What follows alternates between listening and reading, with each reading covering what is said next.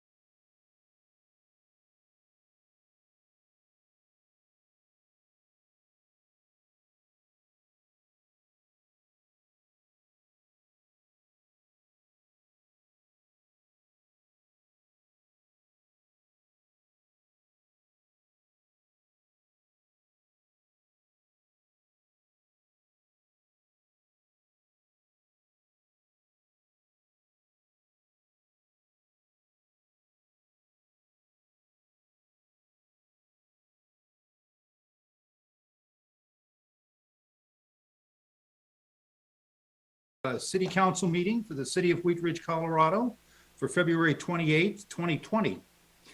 If you would please stand as you are able and join me in the Pledge of Allegiance to the flag.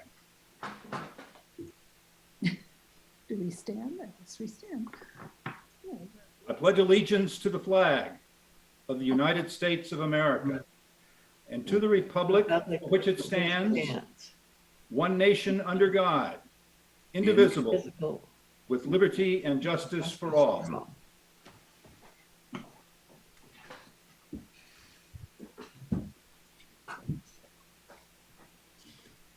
Thank you. Would the clerk please call the roll of the members? Amanda Weaver. Thank you. Here. Leah Dozeman. Here. Corey Stites. Present. Scott Ohm. Here. Janice Hoppy. Present. Rachel Hulteen. Present. Val Nosler-Beck. Present. And Ms. Hutchinson has notified us she is unable to attend this evening. Mr. Mayor, we have 7 of 8 council members present. There is a quorum. Thank you very much. And councilors, we appreciate you all being here tonight. You have in your packet the City Council meeting minutes for February 14th, 2020, and the special study session notes from that same night.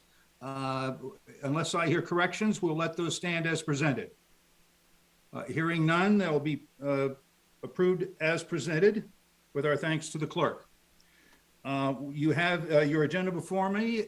Without any objections, we'll let the agenda stand as presented. So ordered. We're really pleased to have a proclamation tonight in support of International Women's Day on March 8th and Women's History Month on March 2020. And I'm really pleased to have with us tonight 2 women who have done great service for our community. And I'm talking about our former mayor, Gretchen Cerveny, who was mayor from 1997 until 2005, and the Mayor Joyce Jay, who served on city council from 2009 until 2013, and as our mayor from 2013 to 2017. Thank you both for being here. And I wanted to note some of the accomplishments during Mayor Cerveny's tenure. We issued certificates of participation for the construction of the Wheatridge Rec Center. And I think that was a pretty outstanding accomplishment to get that done. She was instrumental in establishing a professional personnel staff for the city, the establishment of the Wheatridge Cultural Commission. We had a successful ballot issue in 2004 for a sales and use tax increase. And we also accomplished the annexation and the zoning for the property of what is now Clear Creek Crossing. And that's a really valuable, it seems like a long time ago that happened, but we really appreciate Mayor Cerveny's work in doing that. And Mayor Joyce Jay had a number of things happening in her tenure in office. We had in 2016 a successful sales and use tax increase in a bond for the 2E bond project. She was instrumental in forming our Sustainable Wheatridge Group, which is a great success in the city. Thank you very much, Mayor Jay. The preservation and redevelopment of the Fruitdale School, which is an outstanding project, an affordable housing component. The establishment of our Regional Communications Center, JeffCom, and that's a great asset to our community. And the Kipling Ridge redevelopment program, we're bringing Sprouts and Starbucks to 38th and Kipling. So Mayor Jay, thank you for the work that you've done in our community. So now I want to read the proclamation tonight in support of International Women's Day on March 8th and recognition of Women's History Month in March of 2022. Whereas March 8th is recognized as International Women's Day, celebrating women's achievements and increasing visibility while casting out inequality. And whereas International Women's Day celebrates the social, economic, cultural, and political achievements of women across the globe and makes a call to action for accelerating women's equality. And whereas since 1995, every US president has marked March as Women's History Month. And whereas in 1920, several generations of women's suffrage supporters lectured, wrote, marched, and lobbied to achieve ratification of the 19th Amendment to the Constitution, giving women the right to vote. And whereas, while the right to vote is a common topic of study in classrooms, there are many more issues, perspectives, and accomplishments that require investigation across history, literature, and the arts to more fully appreciate and understand the history of women in the United States. And whereas the city of Wheatridge recognizes the importance of contributions made by women and is committed to increasing visibility of women and their accomplishments in creating equal opportunities while identifying and eliminating inequality whenever encountered in our community. Now therefore be it resolved that I, Bud Starker, the mayor of the city of Wheatridge, and the Wheatridge City Council formally designate March 8th, 2022 as International Women's Day and the month of March as Women's History Month, dated this 28th day of February, 2020.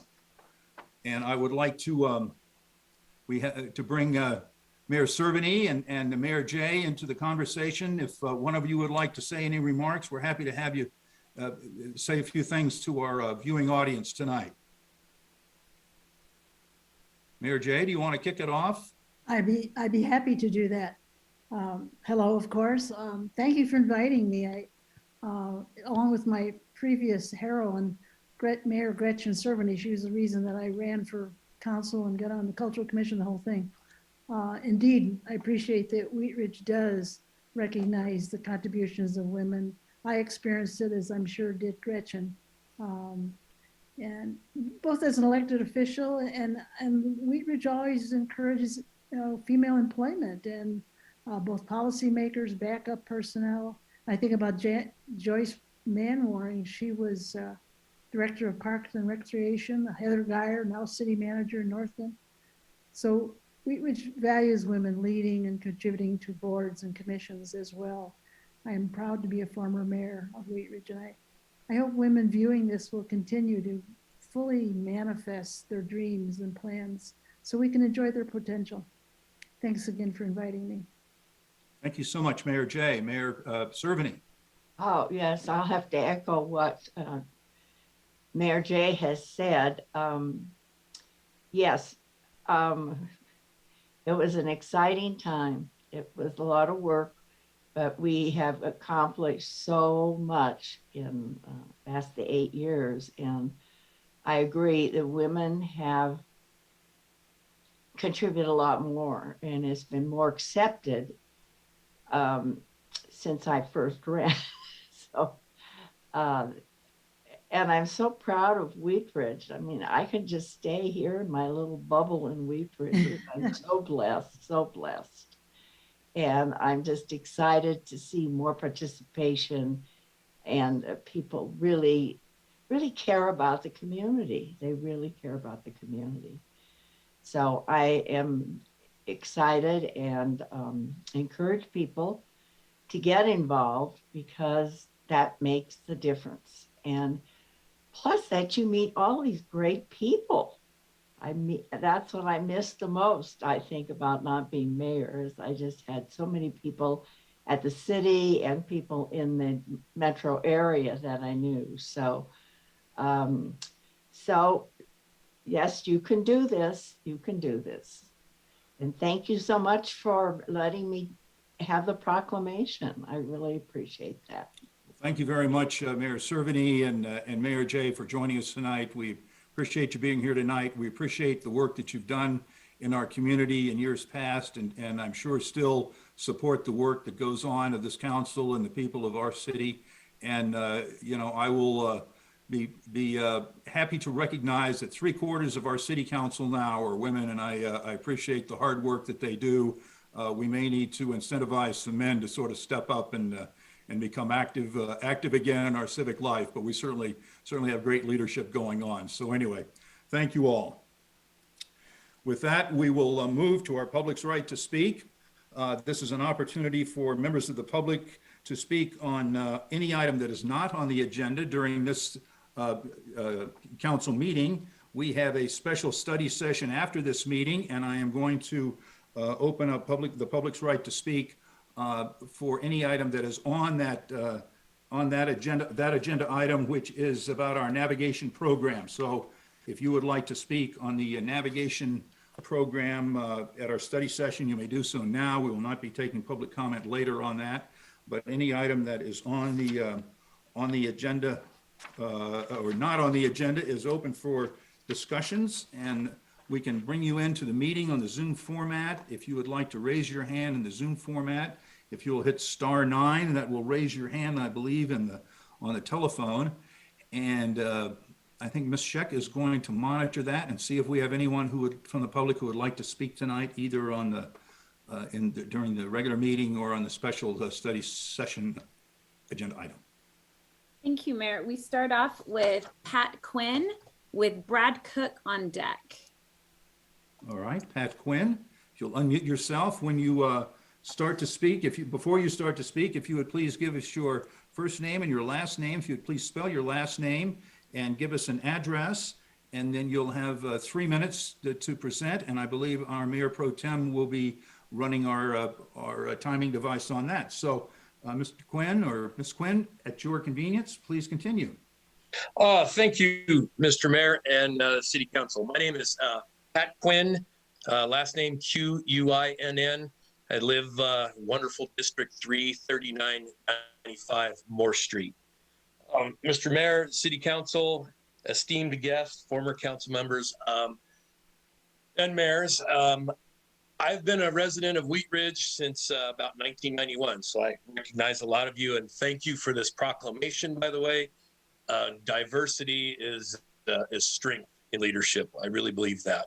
Mr. Mayor, I've been a member of IBW Local Union 111 since 1991, actually, and I'm the two-term president running for a third term. Our members are the contractors and utility companies that keep the electricity on and fix the gas leaks. When they're out there safely and effectively, we bring you safe and reliable power all the time. And out of our union, the IBEW was originally started 125 plus years ago for safety. And safety is a big reason why we have our union, and we have a voice at the table, and we bargain our contracts, and safety is a priority.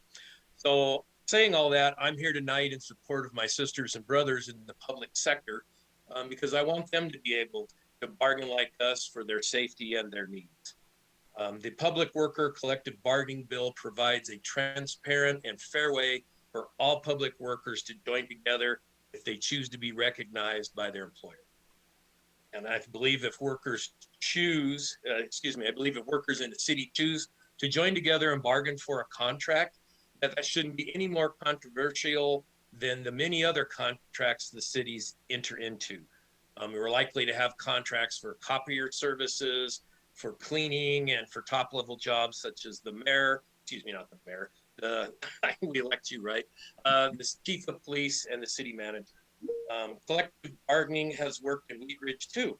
In 2014, the firefighters in Wheatridge negotiated their first contract, raising wages from minimum wage to $13.34 an hour and health care for all firefighters. And in 2016, Wheatridge merged with West Metro, and the firefighters protecting Wheatridge continue to have a contract. And we want other workers to have this choice as well. I want to thank you for your time today and asking for your support of the Public Employee Collective Bargaining Bill.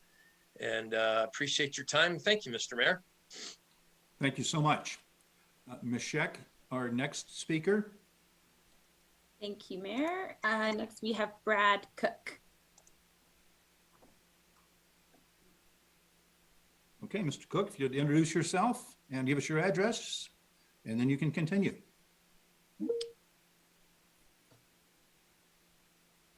Mr. Cooke, if you can hear me, you're on mute.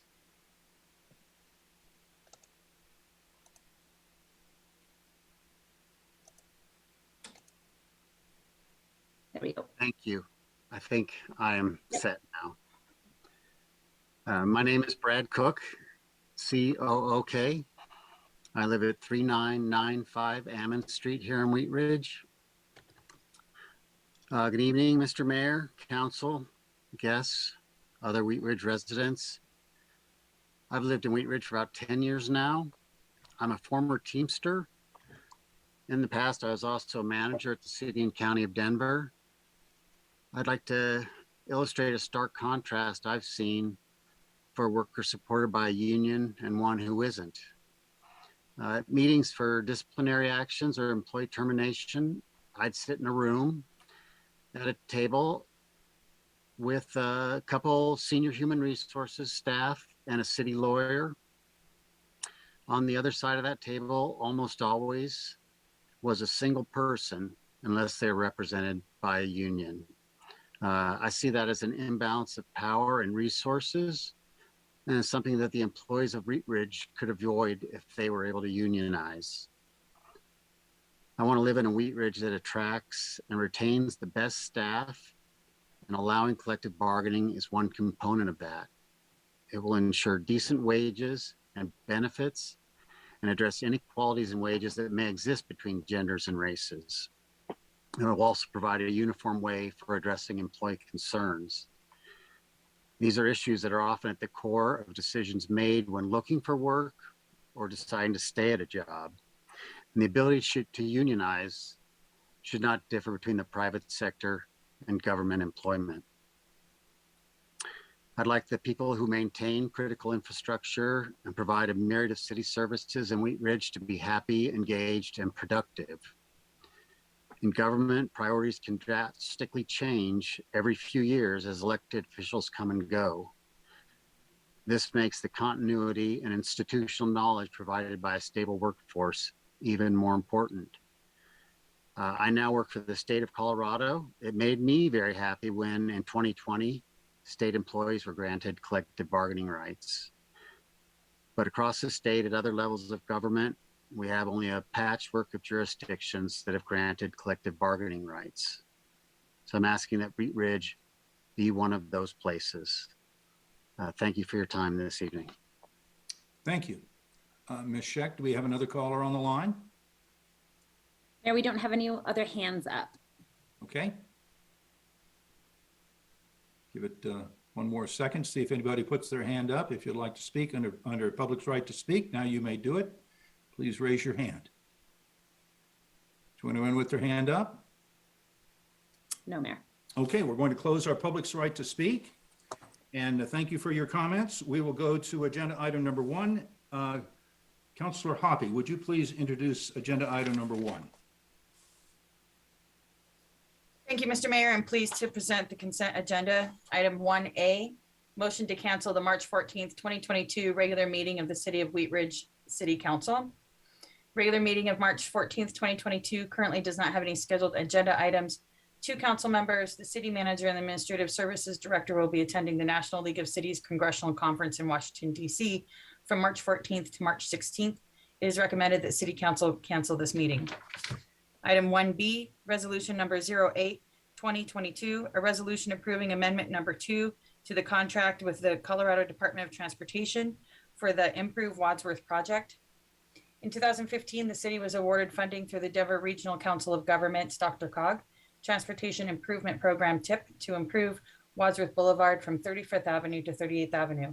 An agreement with CDOT to administer the funding was approved in 2015. An amendment to the original 2015 agreement was approved in 2020 to add funds for additional funding sources to the project budget and to extend the term of the contract with CDOT to October 25th, 2020. In 21, funds from 4 additional funding sources were obtained, so a second amendment is necessary to add those funds to the project budget.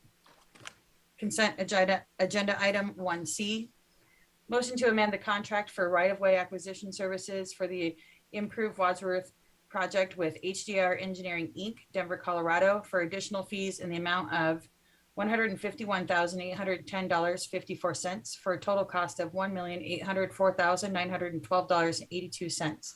At issue, a contract with HDR Engineering, Inc. was originally executed in 2018 and then amended in 2021 for right-of-way acquisition services for the Improve Wadsworth project due to additional tasks added to the scope of work, primarily associated with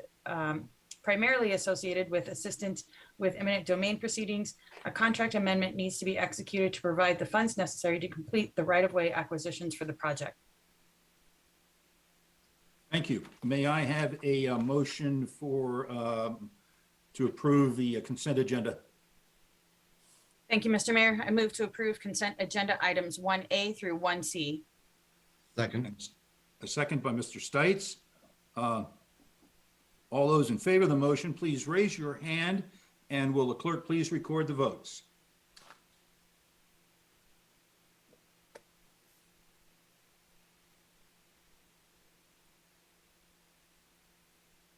Mr. Mayor, the motion passes unanimously 7-0.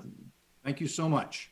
We will go to agenda item number 2. Councilor Stites, would you please introduce this item? Thank you, Mr. Mayor. Resolution number 06-2022, a resolution approving the First Amendment to an enhanced sales tax incentive program agreement with Applejack Wine and Spirits LLC.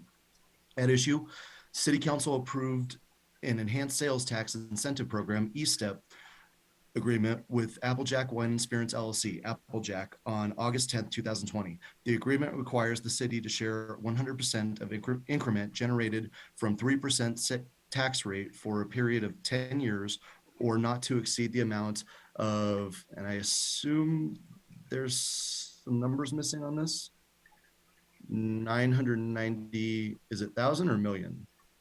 1,000, yeah, 990,146. Okay, thank you. Whichever occurs first. The increment is all sales tax revenues above the base amount as defined in section 4B of the agreement. The base was set at $42,417,000 in the original agreement. Applejack is requesting an amendment to the agreement to decrease the base amount to $41,889,587 to a difference of $527,413 to reflect actual sales for the 12-month period before the agreement was approved by City Council. Thank you very much. This will be a resolution of the council. It is a public hearing, and I am going to open the public hearing. Mr. Goff, do we have a staff presentation on this in excess of what you have a staff presentation on this? Just real briefly, Mr. Mayor, Mr. Stites read the issue statement, which is pretty much covers it, but STEP, the Enhanced Sales Tax Incentive Program, is all based on a base amount of sales or sales tax generated by the city. And then a business makes improvements to their business and with the hope of increasing the sales and the sales tax to the city, of course.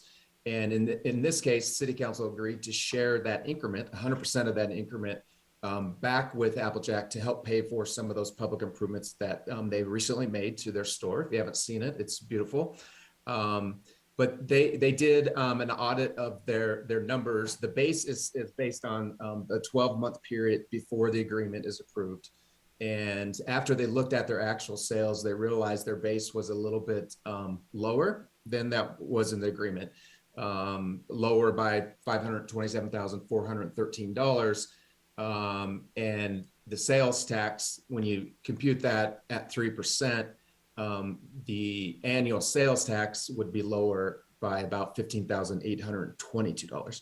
So essentially, if you approve this, their annual base for sales tax generated will be $15,822 less. So they could potentially receive a little bit more money on an annual basis if they generate more than this new base. So that's hopefully that explains it. It's a little complicated, but I'm happy to answer any questions. Very good. Thank you so much. Before we go to questions from council, I would like to open this up to the public. If you would like to speak on this agenda item number 2, you may do so at this time by raising your hand in the Zoom format. And I'll ask Ms. Scheck if we have anyone with their hands raised. We don't, Mayor. Nope. And if you're on the telephone, you may hit *9 and that will raise your hand and we'll bring you into the meeting there also. And I'll give it another couple of seconds here to see if anyone raises their hand. Okay, and there's no one speak on this from the public, so I will open this up for questions from council. If you have a question, please raise your hand and we'll call on you. And I don't see anyone, so I'm going to close the public hearing And Councilman Stites, may I please have a motion? Thank you, Mr. Mayor. I move to approve resolution number 06-2022, a resolution approving the First Amendment to an enhanced sales tax improvement program agreement with Applejack Wine and Spirits LLC. Second. A second by Councilor Hoppy. Is there any discussion on the motion?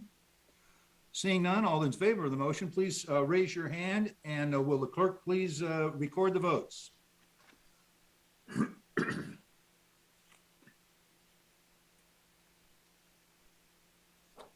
Mr. Mayor, the motion passes unanimously. Thank you so much. This will take us to agenda item number 3. Councilor Dozeman, would you please introduce this item? Yes, thank you, Mr. Mayor. Motion to amend the contract for engineering consulting services for Phase 2 of the Improved Wadsworth project with HDR Engineering Incorporated, Denver, Colorado, for additional design fees in the amount of $169,463.51 for a total contract amount of $2,974,096.83. At issue, construction of the Improved Wadsworth project is being completed in 2 phases. A contract with HDR Engineering Incorporated was originally executed in 2018 to complete the construction plans for the entire corridor. A contract amendment was done in 2020 for HDR to prepare the bid package for Phase 1 of construction from 41st Avenue to I-70. An additional amendment to the HDR contract is required to complete construction plans for Phase 2 of construction from 35th Avenue to 41st Avenue. Thank you. This will be a motion of the council. Mr. Goff, do we have a staff presentation on this item? Mr. Westberg's here, but I think this one's really self-explanatory. We wanted to get construction plans ready in case we find the money to do Phase 2, and we're going to come to council here very soon to talk about that. So if you have any questions for Mark, he's here. Okay. Before we go to questions from council, I will open this up to the public. If you would like to speak on this agenda item number 3, now is your opportunity to do so. If you would please raise your hand in the Zoom format, or hit *9, and that will raise your hand. If you're on the telephone, we're happy to bring you into the meeting. We'll see if anyone has raised their hands. Ms. Scheck? Nope, no hands raised, Mayor. Okay, I'll give it another couple of seconds here for people to find their raise hand button. If you need it, it's down at the bottom of your screen in the middle, but we don't seem to have anyone wishing to speak, so we'll close our public's right to speak on this item and open it up to questions from council. If you have a question, please raise your hand. We'll go with Councilor Hulteen. Thank you, Mr. Mayor. I have a question. I did not read every fine print detail on this, but I'm curious what the timeline would be for these plans to be ready. There is a schedule, a very brief schedule included in the council packet. Assuming council approves this tonight, it takes us a few weeks to get the contracts in order, and then we start the repackaging effort in mid-March. We'd hopefully complete that around mid-July, so it takes about 4 months to get that all put together. It's a very large set of plans. And in the process of doing that, we're combining some of the stuff that's in the current plan, so it's all one cohesive thing. So we would then submit that to CDOT for clearances. We'd hope to get those in about a month. They've reviewed all this. It's not new design. It's just a repackaged thing. And then hopefully we could have that done and get pricing from the contractor and include this in the current contract before the work that they're doing now starts south of 41st. They're doing utility relocations right now south of 41st, but before the actual construction work starts south of 41st, where we want to get this added before then, and they're planning on doing that in November, according to their current schedule. That sounds good. Part of why I ask is just, I know that I know the city's been working really hard to pursue the additional funding through a variety of different measures.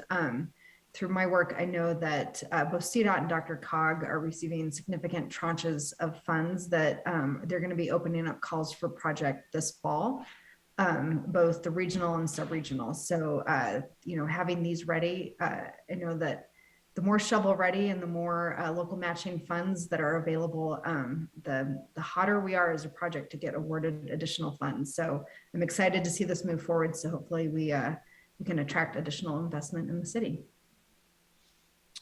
Thank you. Councilor Hoppy. Thank you, Mr. Mayor.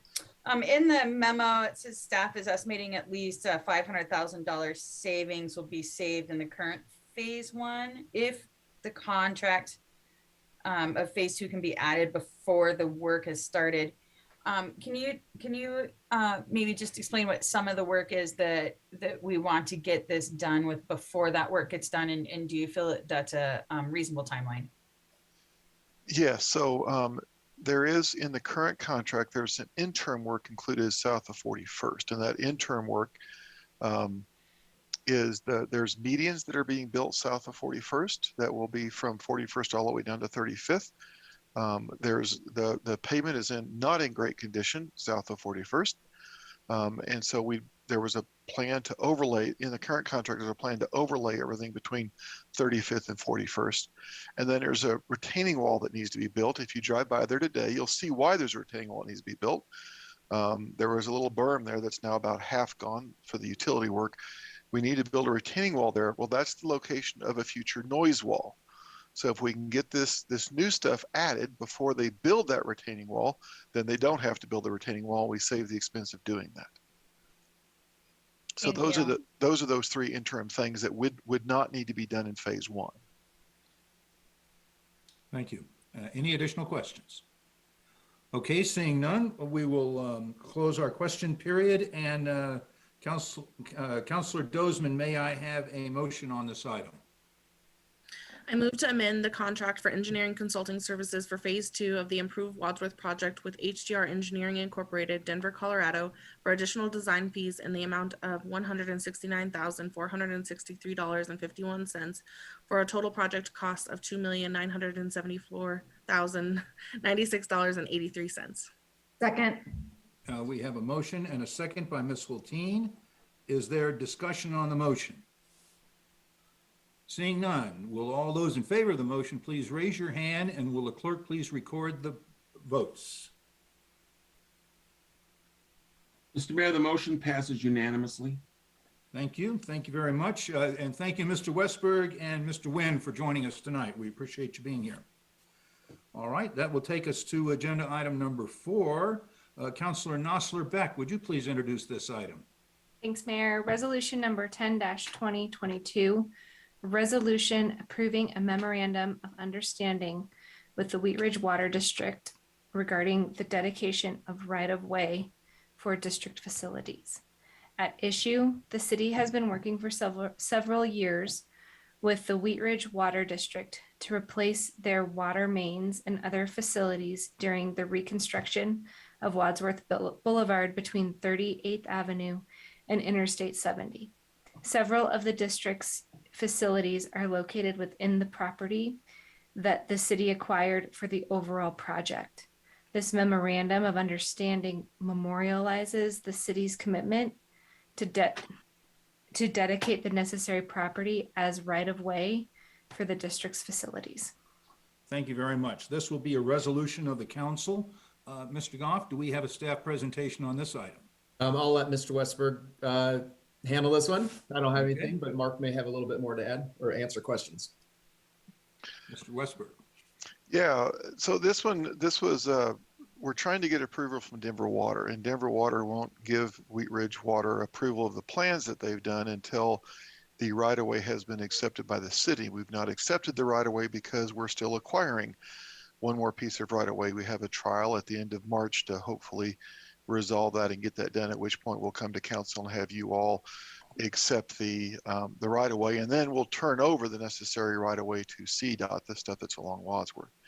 So apparently Denver Water got burned sometime in the past, and so they want this MOU just basically memorializing the commitment of the city to treat all this property we bought as right-of-way. Okay. And this will allow us to move forward in a more expeditious manner, I assume. It allows Wheatridge Water to start their work because they can't start until they've got the stuff done, and it's not critical path yet, but it will be soon, which is why we're here before you instead of waiting until after the end of March. Okay, thank you very much. Before we go to questions from council, we'll go to the public for any comment on this agenda item number 4. You may speak on this item now if you would like to. If you would please raise your hand in the Zoom format or dial *9 on the telephone, we'll bring you into the meeting. I'll check with Ms. Schick to see if we have anyone else wanting to join us tonight on this item.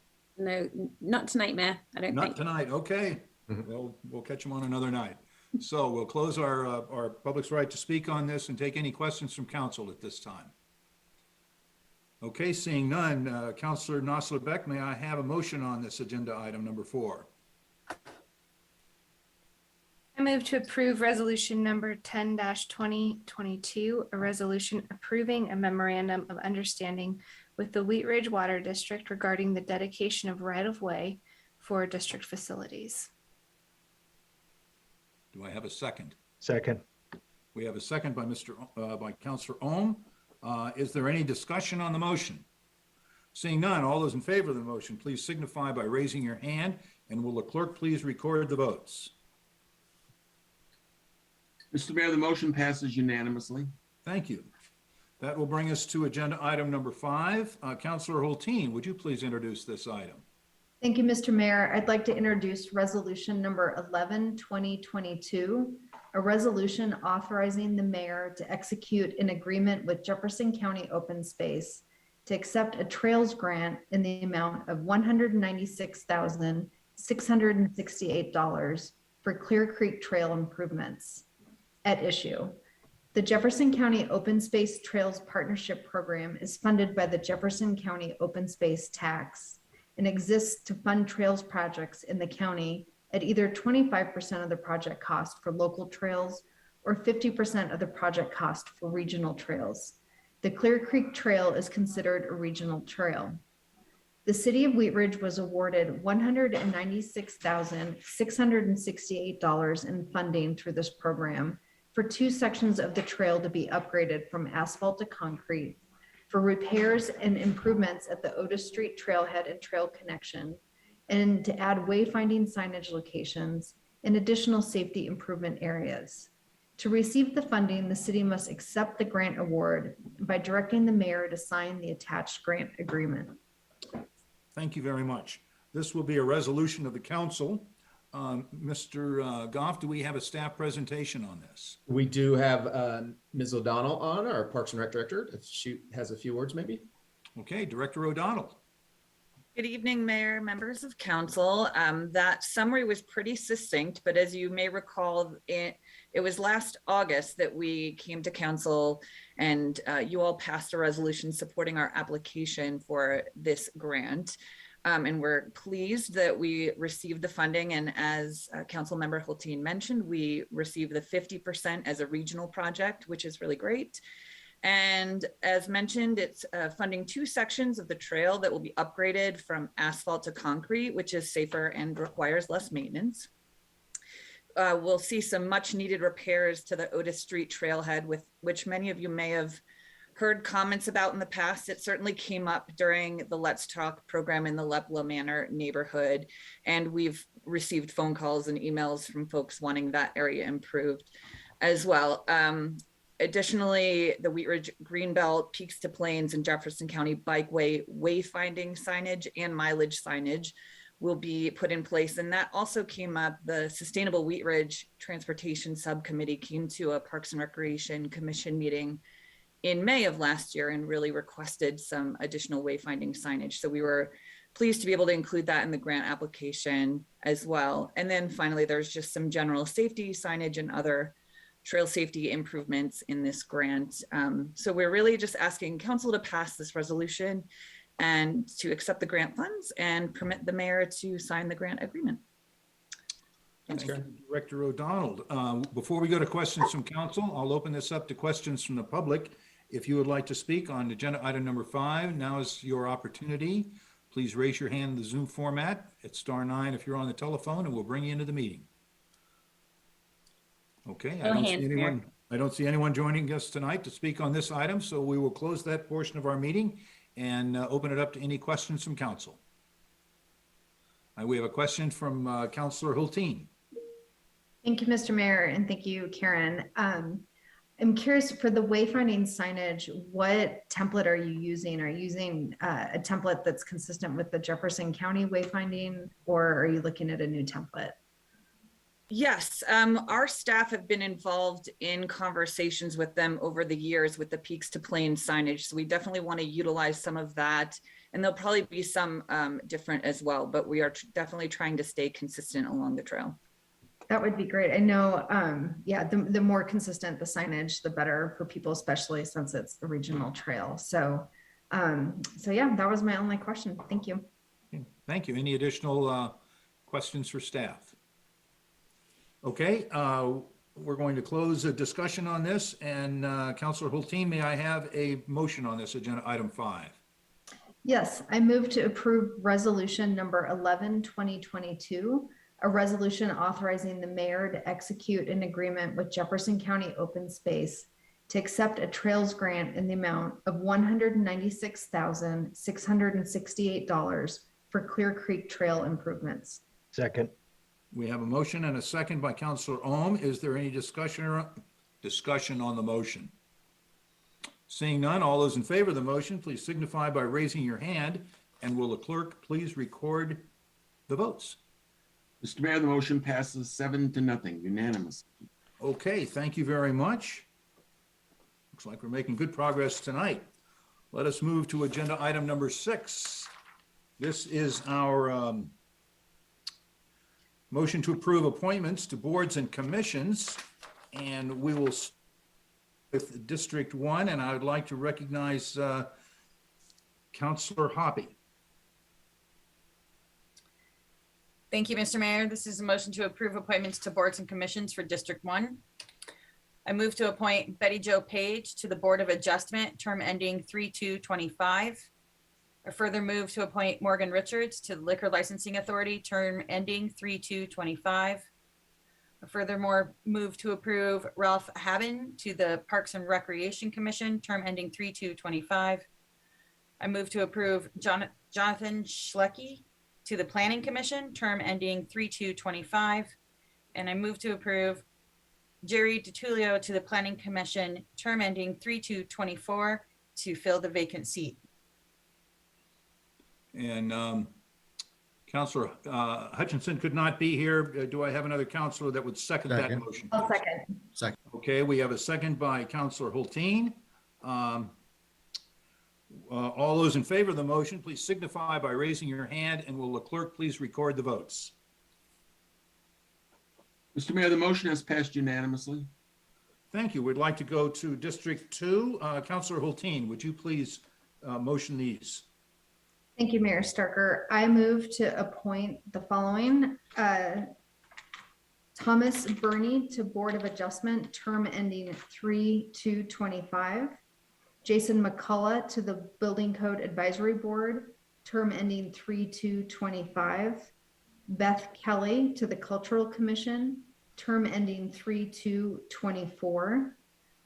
Rocco Germano to the Liquor Licensing Authority, term ending 3/2/25.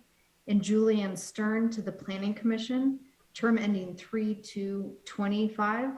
And I'd like to make note that we will still have a vacancy opening for the Board of Adjustment, since the one applicant in District 2 was appointed to the Planning Commission. So we will need to repost that position for applications.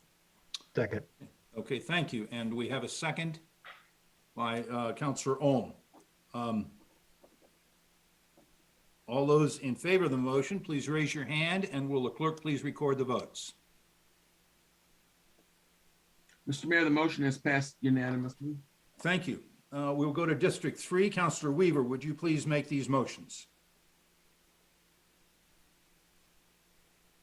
Mayor, could I ask that Councilor Stites make them tonight? I'm having trouble seeing my screen and reading the. Happy to. Councilor Stites, are you able to make that motion?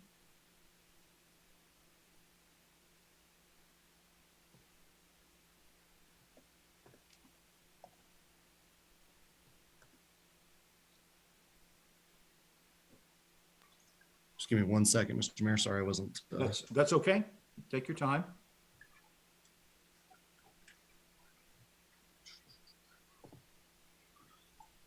Let's see. I move to approve to the vacant seat in the Agricultural Commission, Teresa Linder. And for the District C Liquor Licensing Authority, Lenny Ortiz. I further move to approve to the Parks and Recreation District 3 seat, Catherine Rooney. And I move to appoint to the Planning Commission, Melissa Antol and Will Kearns. I believe that's it. Okay. Counselor Weaver, are you able to second that motion? I will second that. Yes. Thank you. Thank you so much. Thank you, Counselor Stites. Okay. Mr. Mayor, was it clear on the record, the terms ending for all of those? Are the terms ending as reflected in the council packet on the left column? We'll go to Counselor Stites. Are these the ending dates, terms ending all correct the way they were listed on our? Yes, Mr. Mayor, they are. Thank you very much. That should take care of your question, Mr. Dahl. Thank you. Okay. All those in favor of the motion, please signify by raising your hands, and will the clerk please record the votes? Mr. Mayor, the motion has passed 7-0. Thank you very much. We'll go to District 4. Counselor Dozeman, would you please make these motions? Yes, thank you, Mr. Mayor. I move to appoint Cindy Shaw to the Liquor Licensing Authority for District 4, term ending 3/2/25. Thank you. And a second? Second. Thank you, Counselor Nosler-Beck. Would all those in favor of the motion please raise your hands, and will the clerk please record the votes? Mr. Mayor, the motion has again passed unanimously. Okay, thank you so much. That concludes our agenda items tonight. We will go now to City Manager's Matters. Mr. Goff. Thank you, Mayor. We have a study session, special study session coming up, so I'll wait till the end to provide updates then. Okay, thank you very much. City Attorney's Matters, Mr. Dahl. Thank you. Nothing tonight. Thanks. Okay, thank you very much. We'll go to Elected Officials Matters. I'll start with our Clerk Kirkpatrick. Thank you, Mr. Mayor. 2 quick items. First, about 4 days after the last council meeting, one of our residents asked for the form that one would use to create an initiative petition to reverse council's decision to change the zoning on West 38th Avenue applied for by the Hill family. I supplied the form. I have heard nothing from any of the members of that group since. The deadline for them to turn in signatures is April 1st, a Friday. First, they will have to come to the clerk's office to get approval for the language they're using in the actual form of the referendum. I have not seen or heard from them about that. Since I had let everyone know we were approached about that, I wanted to let you know where we stand now. The second item is I would like to thank our city staff for their hard work during the recent inclement weather, especially, of course, our people in public works and in the police department for their long and hard work under difficult weather conditions. And we appreciate you more than you know. Thank you, Mr. Mayor. Thank you, Clerk Kirkpatrick. We will go to Elected Officials Matters from our counselors. We'll start with Counselor Hoppy. Thank you, Mr. Mayor. I'm not used to going first. No. I know. So this last Friday, a very joyous event. It was a 1-year celebration for the Porchlight Family Justice Center, who opened their doors just last year, a year ago. And this is a center for victim services.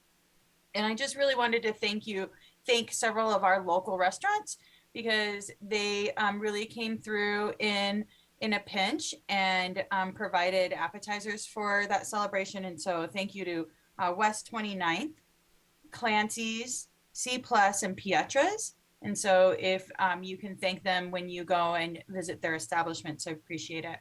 I'd also like to let you know that we will now have an opening in the liquor authority. There will be a vacancy because of the new appointments from this evening for District 1. So if anyone would like to serve on that board, that position will be reopened. Thank you very much. We will go to, we'll start at the other end and go to Councillor Nosler-Beck. Thanks, Mayor.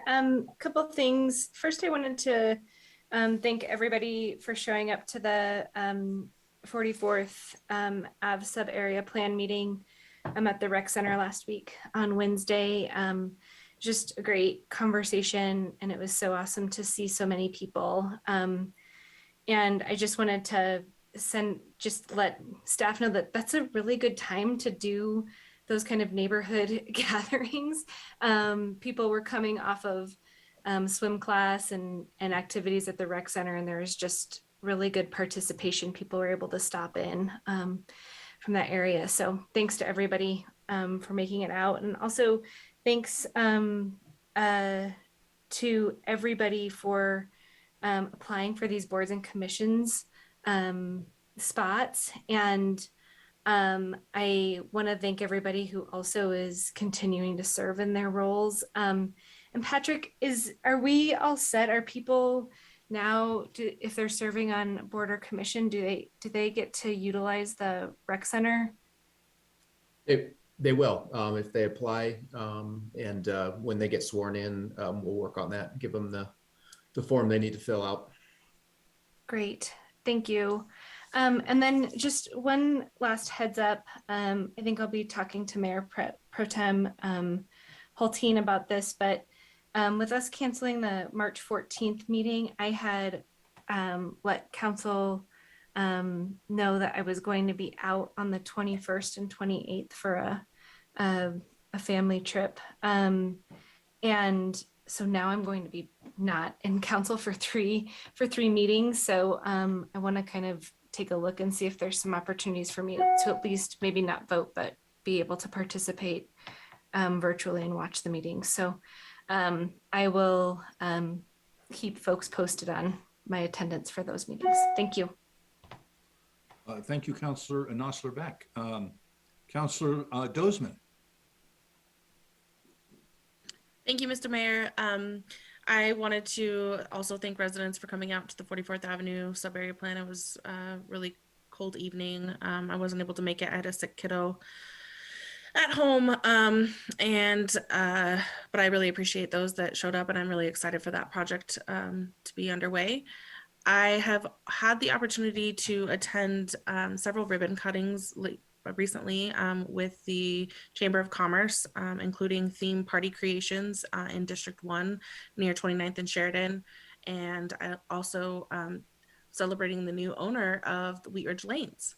And so we had a really good time bowling over there, and I really appreciate the Wheatridge Business Association and the Chamber of Commerce for highlighting our businesses and supporting them, and having ribbon cuttings and really highlighting the businesses within our community and supporting small businesses. So thank you to those organizations and those volunteers that help. Thank you very much, Councillor Dozeman. We'll go to Councillor Stites. Thank you, Mr. Mayor. Not much tonight. Just Councilwoman Weaver and I had our District 3 meeting a couple weeks ago, and went very well at the rec center in person, which was kind of nice. Had some good conversations with District 3, 2, and 4 members, I believe. And I'm not sure we had anybody from 1 there, but we definitely have some neighbors that are very passionate about some topics in the neighborhood. So definitely things that we've passed forward as far as some shoveling along 32nd, things like that, which leads me to my next thing is, as it's been snowing the last couple of weeks, obviously not tonight, but please make sure you take care of your neighbors and your neighborhood. So thank you very much. And I know they're always passionate to find it and buy it in Wheatridge. So thank you, Councillor Stites. Councillor Weaver. Just wanted to echo Councillor Stites, thanking the people who came out to our meeting a couple weeks ago. It was fun to see everybody in person. Thank you.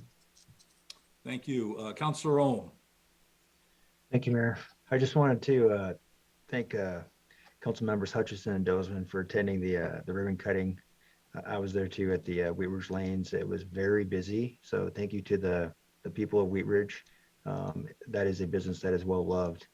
And then I got to try Garamy's goodies for the first time. It was really great, and would tell everybody to, if you get a chance, it took me too long to stop by, and I'll be back again. And then also to thank Tad and his staff at Stylus and Crate for their amazing coffee.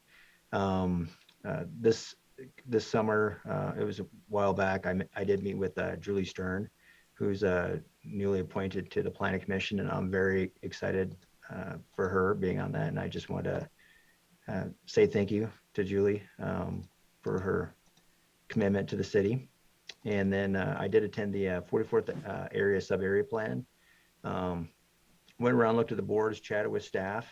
I was actually kind of surprised at some of the support. You could see the stickers that people would show support for.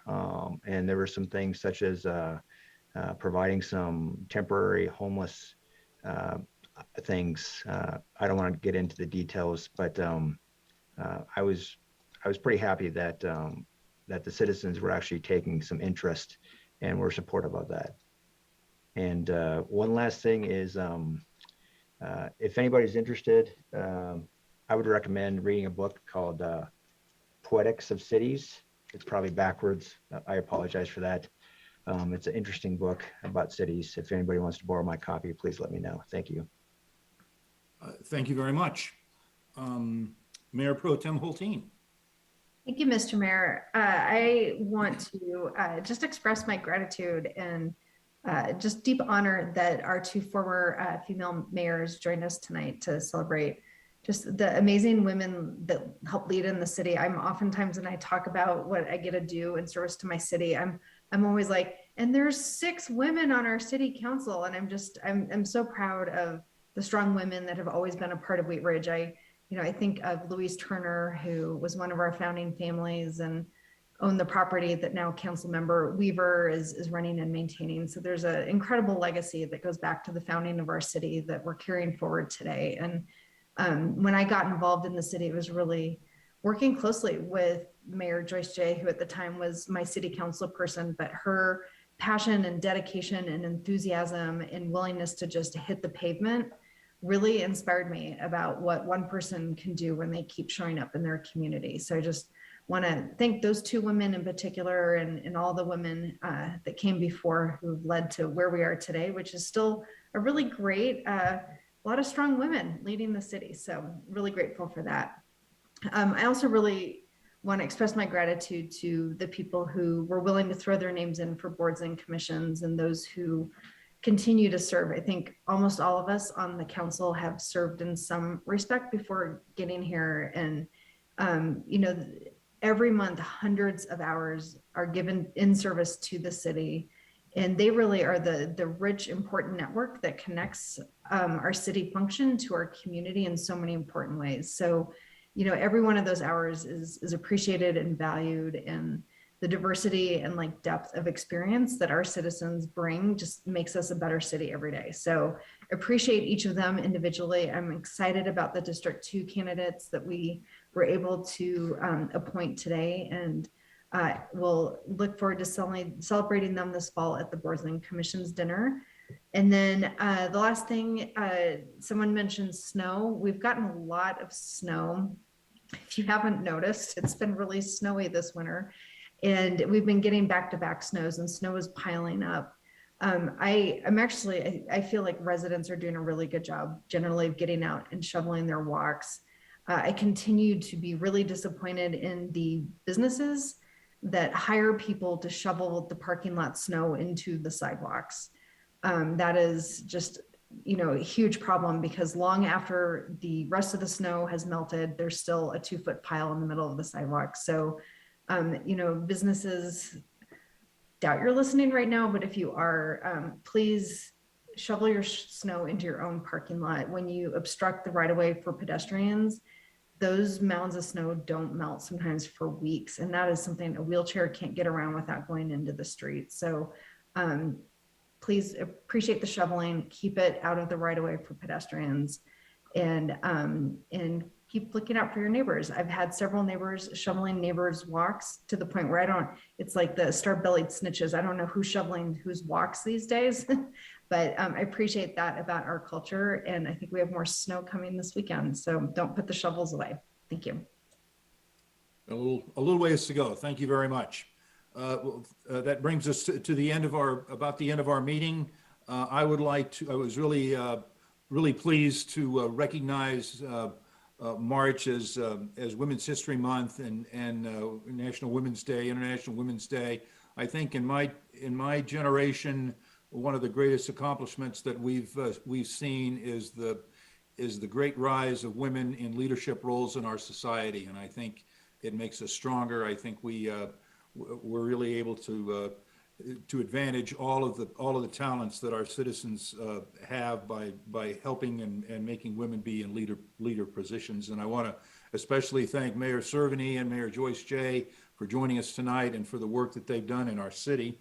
I want to thank Mr. Westberg, Mr. Nguyen, and Director O'Donnell for joining us tonight.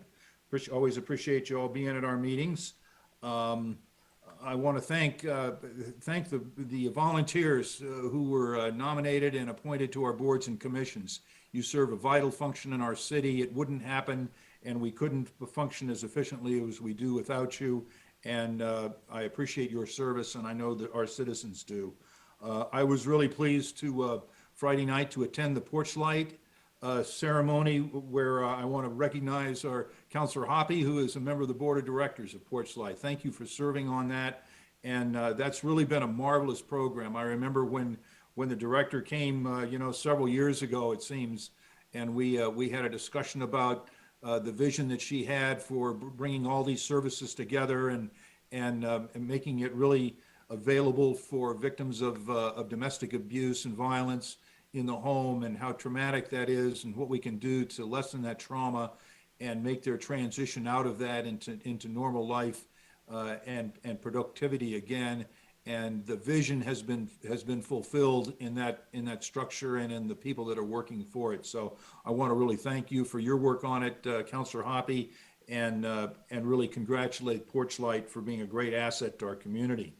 Coffee with the Mayor. These months are running by just at a breakneck speed. We're at the end of February now. We have Coffee with the Mayor on Saturday morning on March 12th. We're going to go back live at Vinola's Italian Market in Delhi at 38th and just west of Wadsworth. So I hope you'll be able to join us 9 o'clock, 9 to 10. And lastly, whether the weather is good like it was today and maybe a few days next week, or we've got snow and it's icy and cold, please watch out for all of the pedestrians, particularly the youngsters and kids that are out on the streets. Hopefully they're taking advantage of the longer days and the good weather to be outside playing. So please watch out for them and drive safely through our city. That's going to conclude our meeting. I'm going to adjourn this meeting, and we're going to convene here back in 5 minutes for a special study session. So it will be about 8 minutes after 8. So 8:08. We'll see you all right back here. Thank you.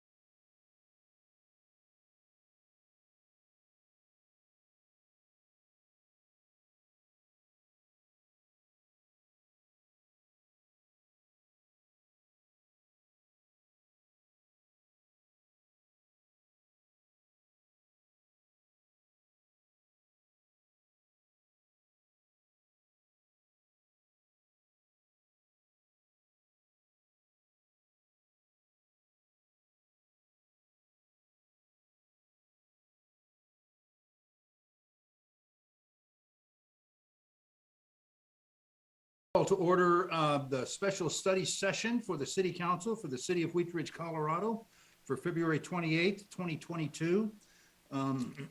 We have one agenda item, a update on our homeless navigation program. We took a public comment on this study session before our regular meeting, so we will not take any further comment on this. And I'd like to go now to Mr. Goff. Thank you, Mr. Mayor. We're excited to be here this evening to give an update on our homelessness efforts. And we have several staff members here and Kelly with Barker with the Jefferson County. So I'll turn it over to Mary Ann to introduce this topic. Perfect. Good evening, I'm Mary Ann Schilling. We are joined here tonight by Rebecca Rodaba, our homeless navigator, as well as Kelly Barker, the Regional Homeless Coordinator for Jefferson County Human Services. So tonight, our city's homeless navigator will provide an update to City Council regarding the homeless navigation program efforts, as well as citywide efforts. And then Kelly Barker will be sharing an update on the Regional Housing Navigation Center. So I will now turn it over to Ms. Rodaba to begin her presentation. I'm just going to share my screen.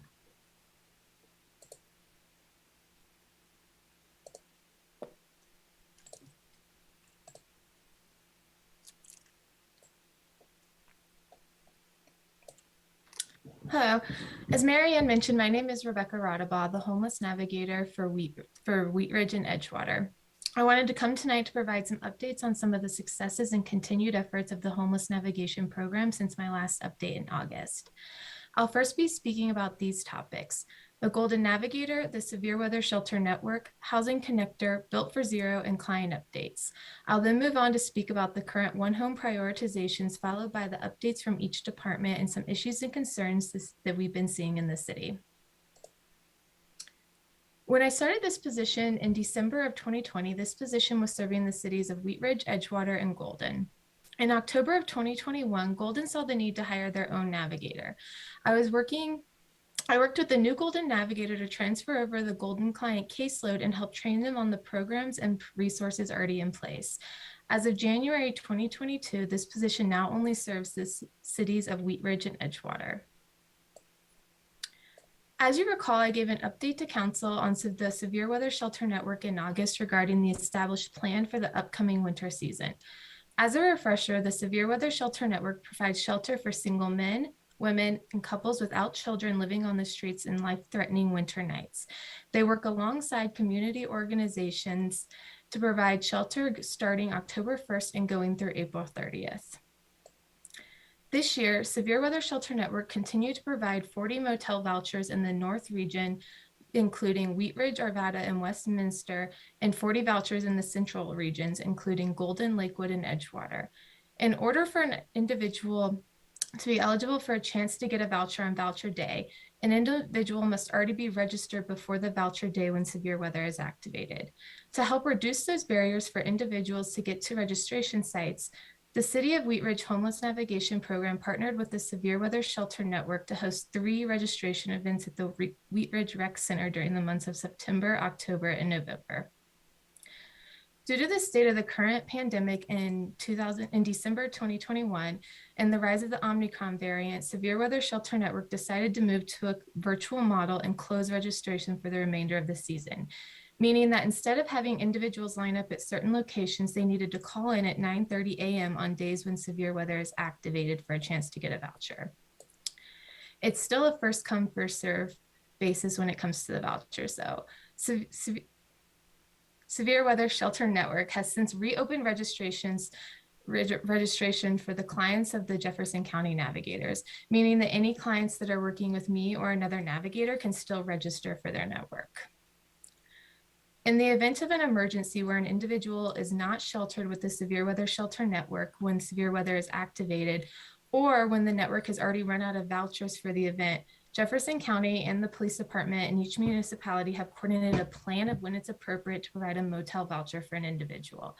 And the Wheatridge Police Department has done an excellent job at following this protocol and communicating with the homeless navigator to ensure those individuals are followed up with services. Wanted to provide an update on Housing Connector. Housing Connector is a nonprofit partnering with properties and case managers to reduce barriers and increase access to housing for individuals experiencing homelessness. Housing Connector and their community partners work with property partners, meaning landlords and property owners, to make properties available that reduce barriers. In October of 2021, Council voted to approve the MOU and data sharing agreement with Housing Connector. Housing Connector had anticipated launching in the Denver area in November 2021. That date was pushed back to January 2022. Since Housing Connector has launched, I've been able to utilize this tool to assist a client with applying to a property. Housing Connector is currently displaying 5 to 6 units that are shared among the community partners across the Denver area. They're anticipating adding more properties on their platform in the coming months and years. To give a little background on the Built for Zero movement, this movement is made up of more than 80 cities and counties that have committed to measurably ending homelessness, one population at a time. The goal is to achieve a milestone known as functional zero, an ongoing state where homelessness is continuously rare and brief. Built for Zero is an effort by the entire Denver area broken up by counties. The veteran population is often the first population that this movement focuses on. Jefferson County held their first case conferencing this month and identified 18 veterans. That number is anticipated to grow as more community partners join the case conferencing meetings. During the case conferencing meeting, each veteran is discussed and the following questions are asked. What service provider are they working with? Where are they in their housing process, and what are the next steps? As a group, we answer these questions and collaborate on the best next steps that may be the best next steps for this individual. This is a great movement that has proven to work and house subpopulations like veterans very quickly. I now wanted to move on and provide some client updates. To date, this program has completed an intake with 111 clients. 5 in Edgewater, 17 in Golden, and 89 in Wheatridge. And those 17 individuals were transferred onto the Gold Navigators caseload when they were onboarded in October of 2021. Of that number, 63 of the intakes have been completed since August when I last gave my update to council.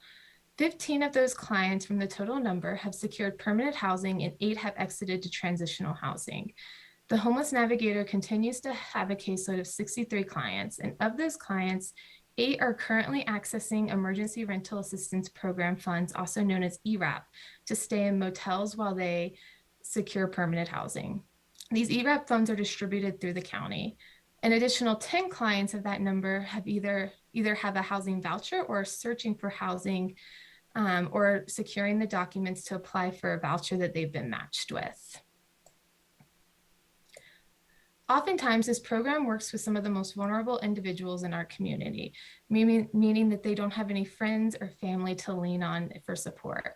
Most of the clients have multiple disabilities and barriers that make it very difficult for them to get their daily basic needs met, meaning to get food or water or shelter, or even make it very difficult to attend a meeting with the Homeless Navigator where they know they might get some of those needs met. I wanted to share some stories about how the Homeless Navigation Program has assisted some of the individuals in our community. The program is currently working with one individual who's been in and out of jail for the past year for charges related to homelessness. That means they could have been charged with camping, trespassing, being in a park after hours, or related infractions. It can often be hard for this client to find a safe place to stay at night, which sometimes results in them being in a place they've previously been asked to leave, just because they know it's a safe place and they were safe staying there before. Due to some of the specific clients' barriers, they often lose track of time, not even knowing the correct date, thus resulting in them missing multiple court dates and appointments, which drew out their legal case. This program was able to work with the municipal court to meet with the client, complete an intake, put their name on the housing list. The client has since been approved for a housing voucher through a community partner and is in their housing search process.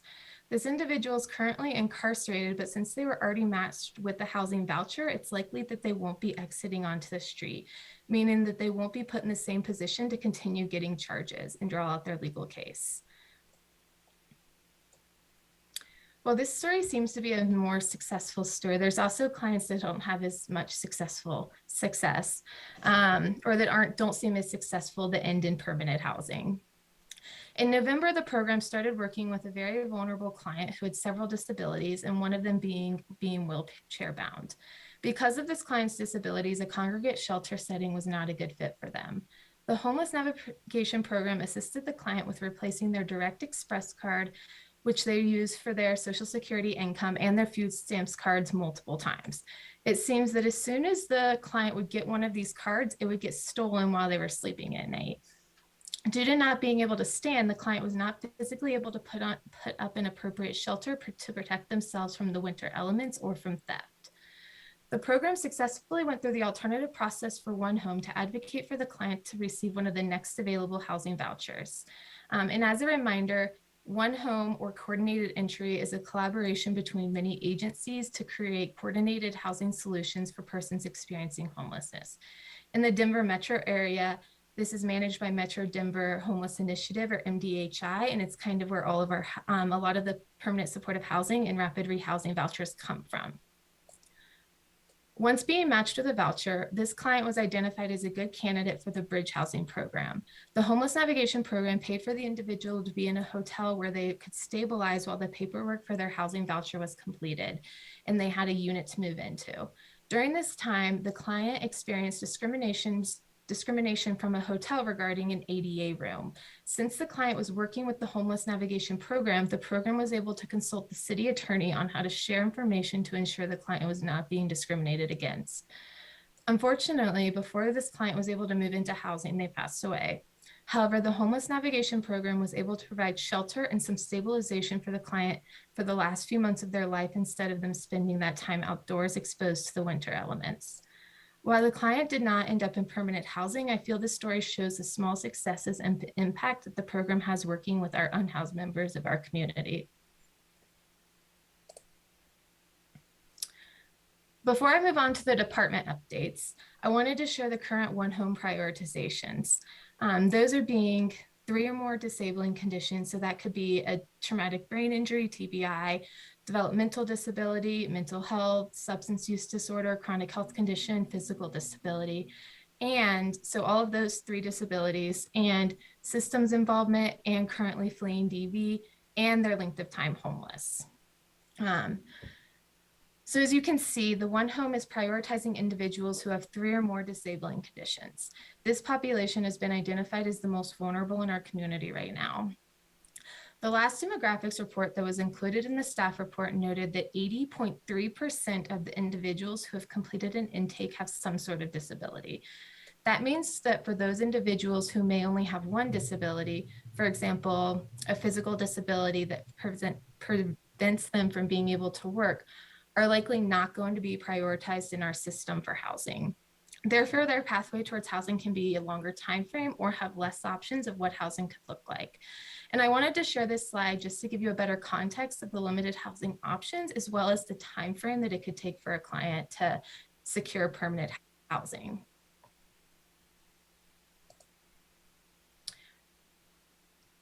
I'll now move on to the department updates. Once a month, we hold a meeting with each department attends to discuss how homelessness is impacting their department, and we can collaborate on any action items or how to support each other. I'll be giving a quick update on the continued efforts from each department, but we do have staff members here to answer any further questions for those departments. The municipal court continues to hold homeless court the 2nd Thursday of each month. The court staff have encouraged individuals to attend court by installing a storage locker behind the building for individuals to leave their belongings in while attending court. Additionally, staff provides snack bags and bus tickets to individuals after they see the judge. In 2021, the Parks Department hired 3 part-time environmental service technicians, or the ESTs, for Parks, Forestry, and Open Space. The ESTs have been working very closely with community service officers to clean up encampments, abandoned trash throughout the Greenbelt and around the city. Additionally, the ESTs serve as open space technicians working on restoration efforts where illegal camping and other activities have left environmental impacts. The police department has stocked their patrol cars with some emergency winter items for circumstances in which they come across an unhoused person in a severe weather event, and there is no shelter available. The community service officers team is continuing to watch Hopper Hollow Park and the I-70 Kipling area and have seen noticeable improvement due to the extra patrol.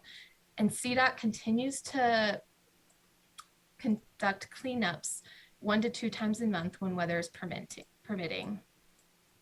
Public Works continues to remove debris from the streets and right of way and haul the debris to the landfill. They are consistently sweeping the Kipling and I-70 area when the weather permits. The Let's Talk resident engagement program's current neighborhood blitz is taking place in Anderson Park and Fruitdale neighborhoods. These two neighborhoods have seen some of the highest concentration of issues around homelessness with the I-70 and Kipling intersection in Fruitdale Park. So it's not surprising that homelessness is the #1 issue in both of these neighborhoods, in contrast to the other neighborhoods. The resident comments in Anderson Park and Fruitdale around this topic are wide-ranging, from safety concerns to wanting more support for those experiencing homelessness. And Let's Talk will be coming back to council in April to provide more information on this.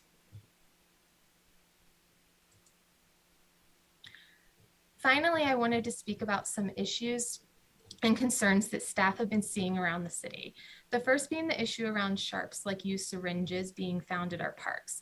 Our park staff is having to handle and dispose of needles found in the parks on a daily basis, which is a concern for staff and also for our park patrons. Staff is looking into what it's going to look like to provide sharps containers in these areas. The second issue is human waste. Staff often finds human waste in the parks and is tasked with properly cleaning it up. My clients have even told me that they sometimes use the restroom in the bushes, not because they want to, but because they don't know where they can access a restroom at nighttime. The Parks Department has placed 2 portable toilets in Fruitdale Park. However, on 2 separate occasions, the portable toilets were caught on fire. Staff is unsure how to proceed on this matter of providing more porta toilets or continuing to be tasked with cleaning up human waste. We're bringing these topics to an open conversation with City Council about the realities of what our staff see every day, and also to let Council know that we may need additional support in these areas. We're working hard to find good solutions, but it's hard to find one that meets everyone's needs. Thank you, and I'll now turn it over to Kelly Barker. Hey, thanks, Rebecca. I'm just going to share my screen. Okay. Like Rebecca will need to stop sharing hers. Yeah, I think. There you go. There you go.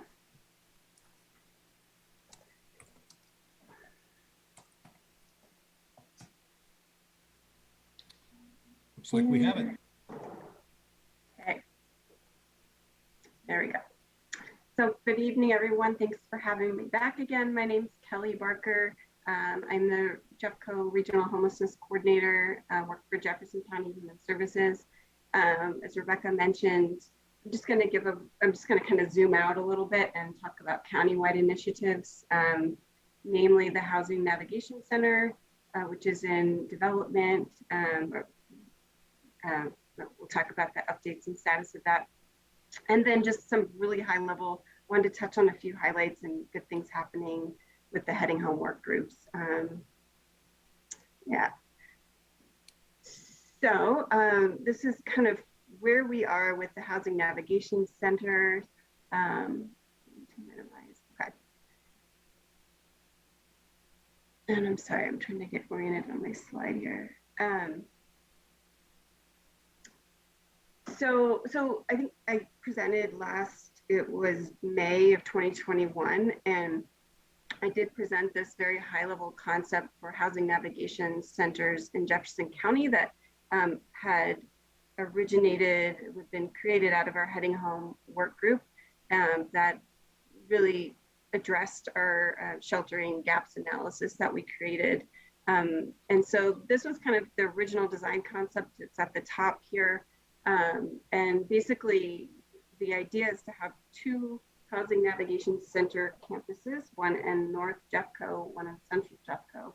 Each of the campuses would have 3 primary components. One would be permanent housing, one would be a navigation center, which is sort of like a resource drop-in center that's just open during the day. And then the last would be emergency beds. And so the concept has evolved a little bit since then, but primarily it's roughly the same. At that time, we didn't have any sites identified. And so we wanted to be, flexible, knowing the sites might limit us or allow us to expand or whatnot. So where we are now is we now have kind of solidified this idea of having a northern campus and central campus. We have sites identified in the northern campus area, 2 locations in the northern campus that are very close to each other on Marshall Street. One location is owned by Family Tree, and it is large enough to have 75 supportive housing units. Well, they're in the process of confirming that, but we anticipate that being about how much housing can fit on that parcel. And then the other site would be, is not yet under site control, and we're still negotiating. An offer has been extended by the city of Arvada to purchase that. It hasn't yet been accepted. There's some issues they're working through, but that site is a bit larger and would be able to accommodate that full model that we originally conceived, which is the 75 supportive housing workforce permanent housing units, the 50 emergency beds, and the navigation center. We really like this model because it represents that full continuum of services. So anybody at any stage in their housing crisis can access services there. So it can accommodate everybody from, I've never been homeless before, I've just been evicted, I have nowhere to go, I need some emergency assistance, can come to the drop-in center and kind of get those services, all the way to someone who's been chronically homeless for 10 plus years, has severe health issues, things like that. We'll be able to accommodate kind of a wide range of folks at this sites, but without being too large to handle. And then the central campus site is pending site identification. That is not, so again, site has not been located yet in this area. So it's likely that the primary funding source for these will be low-income housing tax credits. And so that tax credit application is due in August. I'll show on the next slide a timeline, but it's likely that the central campus will need to go in another year because they would need to go through the whole zoning process and all of that. So that's still, that's kind of overview of the concept. This is kind of a just overview of what we're looking for when we look for a location. This is a rendering of the project that our developer is currently in development in Missoula, Montana, and it's the most closely aligned with, or it's really what our concept is modeling most closely after. It has a navigation center, shelter beds, some permanent housing as well.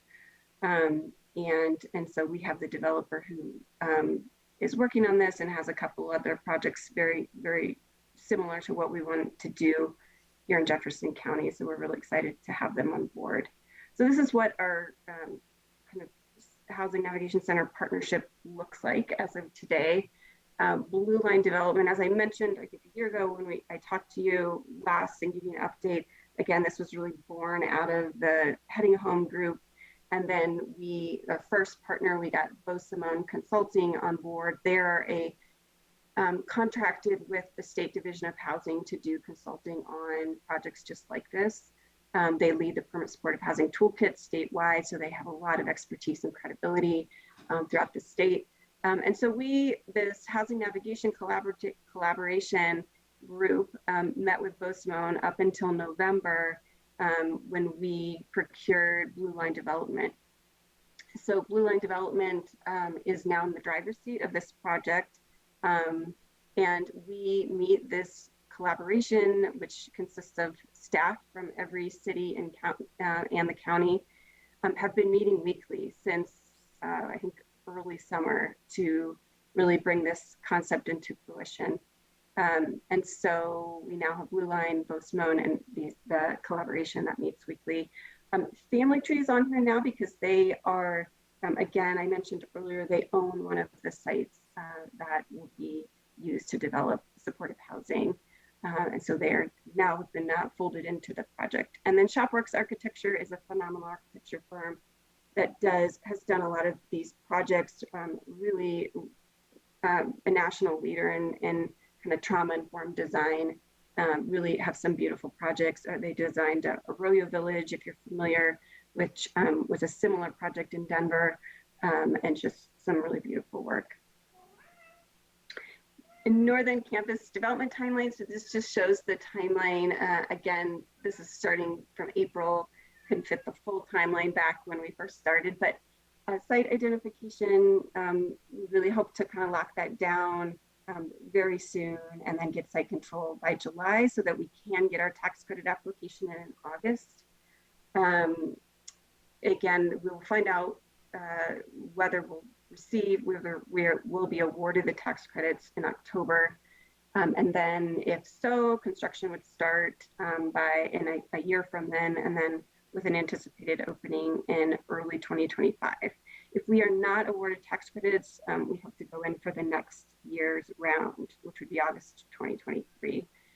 The central campus component then would come in the next year. So August, if we submit this year and we get funded, and then we would have another application in August 2023 with the central campus. If we don't get funded this year, we would fold the central campus and northern campus tax credit application in together August 2023.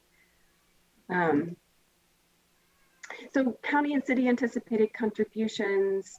I think I mentioned, this at the last meeting, we had kind of an estimate of how much we anticipated the center's costing a year ago. We're starting to really drill down on these numbers.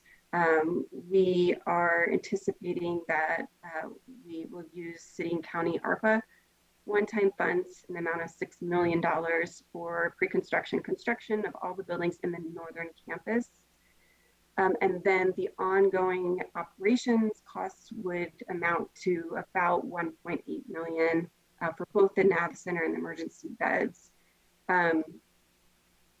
Again, we are in the process of procuring our service providers who will really lead the project.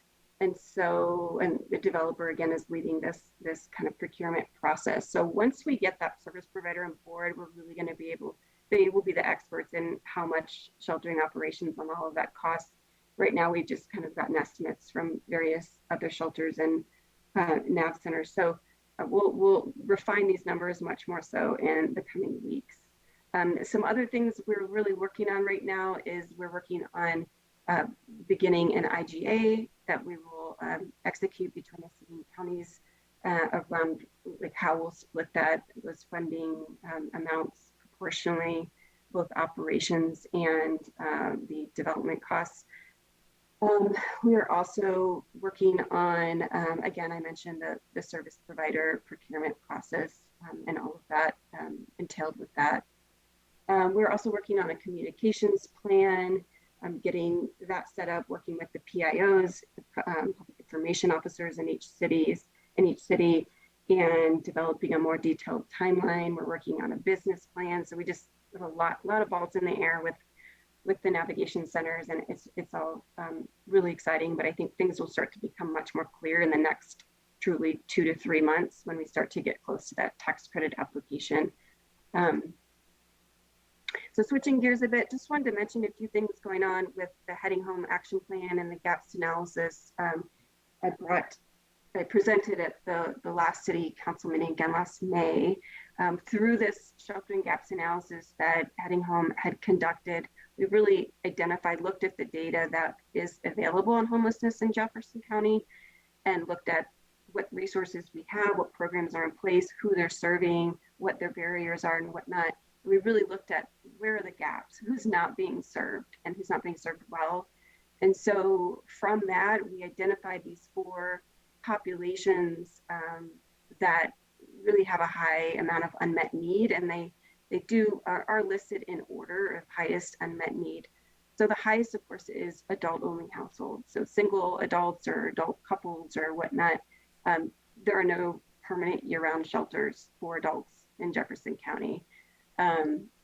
We have wind domestic violence shelter, so it does serve adults, but single men, any kind of men, folks go to Denver during severe weather shelter network serves some of them, but really just a portion of them. They don't have enough resources to meet the full need. So this is just really rose to the top, and that's what the Housing Navigation Centers is really meant to support and provide resources for. So again, that's in progress.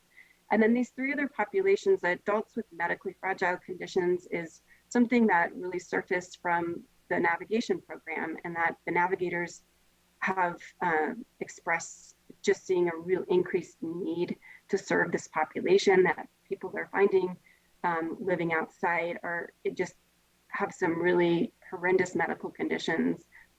People that have had amputations, the next day they're out on the street, people with severe wounds, that need to be out of the street to have regular daily and sometimes hourly wound care that they're not getting when they're on the street. So just lots of pretty horrendous conditions. And so in the past year, a new program organization was formed, and they're actually in Lakewood. They serve the whole county. They serve Wheatridge residents, of course.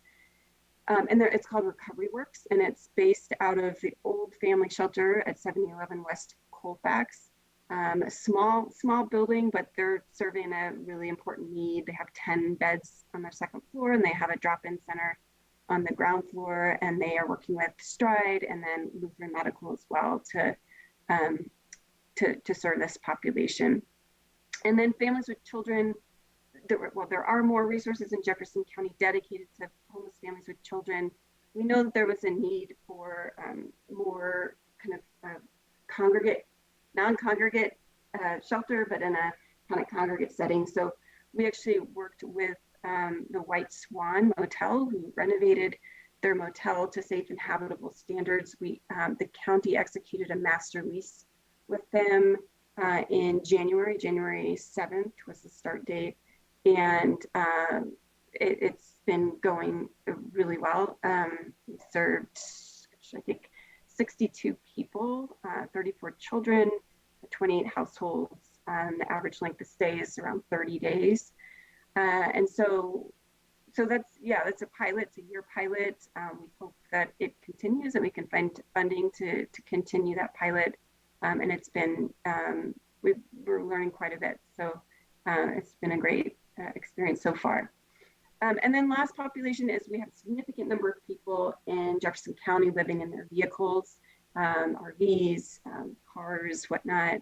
I live very close to Panorama Park in Wheatridge, and just this morning walked through the park, and there was quite a large van that was very clearly, obviously, folks were living in there, and just a ton of stuff on the top and the side and inside, whatnot.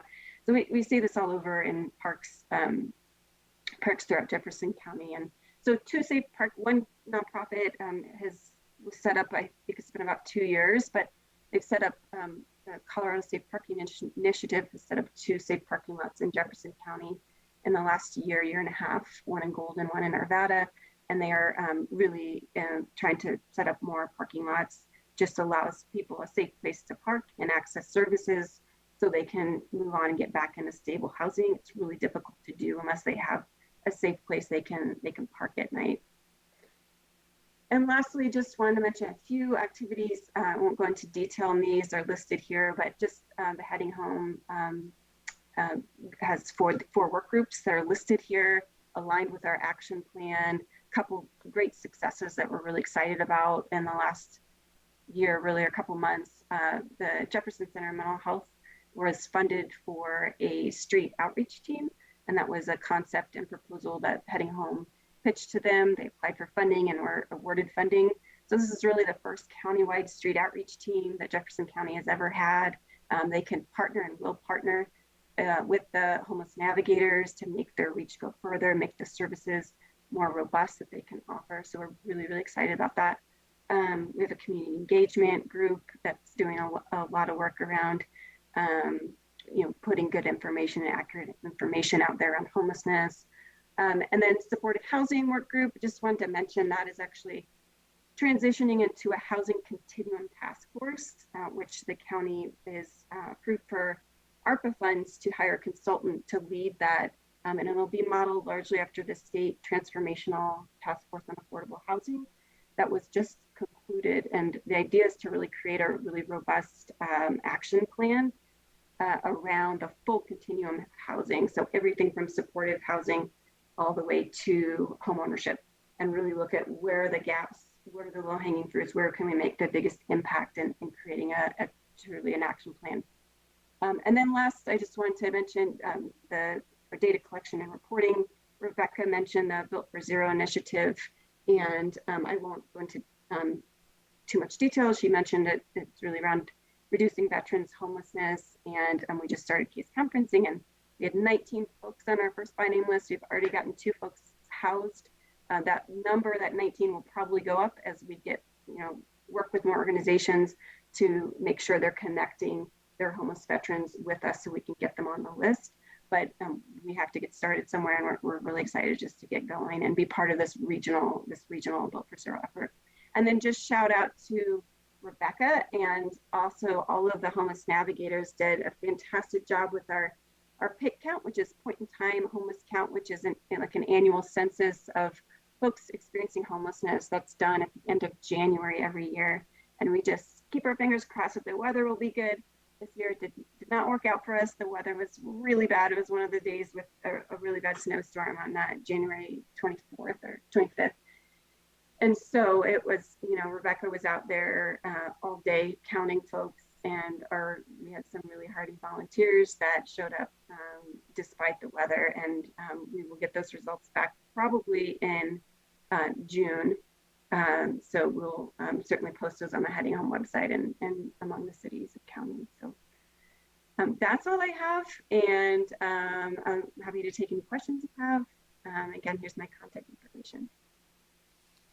Well, thank you very much, Kelly and Rebecca, for those updates. Very informative. Looks like we've got some great progress being made with helping people experiencing homelessness and with some of the effects that that homelessness has upon our communities. So we'll open it up for questions from council. Councilor Hoppy. Thank you, Mr. Mayor. Rebecca, you had said that there is a process input. So as I understand it, for someone to be able to have vouchers, they have to pre-register is the process, but there's also a process in place if someone hasn't pre-registered. And so it's a 2-part question. What is that process if somebody hasn't pre-registered and it ends up being 0 degrees and they're on the street? And then also, is there any sort of like business card size, something that has your information on it that as counselors we could carry around with us? Because oftentimes I encounter people experiencing homelessness, like severely unhoused though, like on the street, no car or anything, or no couch to surf. And what I tell them to do is to call the police department if they get a chance, or to flag down an officer if they see one, and that the officers can help them. But if I could give them an information card so that they would have that information, that would be helpful. So what is the process for if they're not pre-registered, and do you have any outreach materials that we could be carrying with us? That's a great question. If they're not pre-registered and it becomes the day of and there's time, we refer folks to the shelters in Denver because they have overflow shelters that open up. And I'm happy to provide bus tickets for those individuals to get to Denver. If it's the middle of the night and the officer finds someone and they don't have winter clothing, like they have a very light jacket on and it's a blizzard like we had last week, we have something in place, and they would put someone, if it's appropriate, decide if it's appropriate, either transfer them to a shelter if anything is open, or they would voucher them in a motel, and then I would get connected. and make sure we follow up in the motel for the whole severe weather event. And then work with them to figure out plans. A lot of it is routing people to Denver if the option is available, if it's early enough in the day and they can make it to the shelters. I do have some outreach items. We can look into that more. I have a limited supply of items. A lot of my items are donations from members of the community or organizations in the community. But I can work on getting a small little card for resources or my business card or something like that that could be passed out. Thank you. And I'll be happy to use my council outreach funds to help get those printed. And then my other question is, you had told a story about someone who was in and out of court with different charges around trespassing or panhandling. And so I know that we have a homeless court, and I know that the purpose of that is to not put them in jail for those charges. And so my question is, were those charges before we started our homeless court? Were they in another municipality that doesn't have sort of the same philosophy as we have around not penalizing people for being homeless? Like, I just want to understand if that was our community, if there's something else we need to do policy-wise to make sure we're not penalizing people to be homeless, or if that was just prior to what we had decided or in another community. That's a great question. And with this particular individual, I think I mentioned they have a hard time keeping track of time and making it to court and appointments. So they are part of our homelessness court, but they really struggled to meet the court criteria of meeting with me or with their probation officer or even coming to court. And that's why it kind of drag along so long with their court cases. And so normally the court works with individuals to try not to have those charges, but they have to show up and do their part as well. And so for some individuals, it's a lot harder to remember dates and times and get to court. And so that was an interesting case. And I don't want to go too much into detail with this individual, but so they were doing it. They just weren't fully showing up on their part. And then the last thing I wanted to say is I'm so very sorry for the loss of your client. I used to work with outreach with homeless youth. And I had a similar situation where I ended up losing a youth. And so I'm very sorry. And I appreciate all the hard work that you do out in the streets. And Kelly, I appreciate all the hard work you're doing with getting all these folks and all of our resources organized so that we can really have an effective plan. So thank you very much. Thank you. Additional questions or comments? Councilor Ohm. Thank you, Mayor. I have two questions. One is, can you share any details of the that the staff was showing at the 44 sub area plan about homeless? I don't know what those, if there's something that they had coordinated with you. I think, Mr. Ohm, are you speaking about the comments that we received from the Let's Talk program in the Fruitdale neighborhood? Yeah, well, yeah, it wasn't just the Fruitdale. It was also for like Anderson Park. Yeah. Well, I think I can speak to that a little bit, and I don't have the report in front of me, but we did, we were in the middle of the outreach for the Fruitdale Let's Talk program and also Anderson Park. And those two neighborhoods, we've received probably the most comments about at least the perception of public safety and crime and homelessness issues, which isn't surprising, being close to the I-70 Kipling and the motels and Fruitdale Park. And we did have a internal meeting with the police department to discuss this a week or two ago, to start looking at strategies and how we can focus on those neighborhoods more. And I did have a couple of representatives from the police department attend the meeting last week at the rec center, so that residents could speak one-on-one with the police department to talk about their concerns and their issues and hear from the police department directly on what we're doing. But I'm not sure if that responds to your question, Mr. Ohm, but that's what I know about what we've been hearing in those neighborhoods. Okay, yeah, that didn't really answer. I didn't know if maybe Rebecca had some conversation with staff that they're working on some some details, but I can wait for that in the future. The other thing was on the Rebecca had brought up the porta potties that were getting burnt. I'm not sure what that solution is, other than location of it. I know that the permanent structures can become problematic, but the winterization, and they're usually locked during the winter, and sometimes those can feel unsafe, and that there's a maintenance issue with those. I still support the porta potties. I think the maintenance can be done, but I don't know what we can do as far as location. So there's more eyes on it, kind of a passive surveillance. And we are, Mr. Ohm, also looking into maybe some more intensive solutions and resources beyond just porta potties. And I think Kelly mentioned it. They're looking at some trailers with showers and laundry facilities.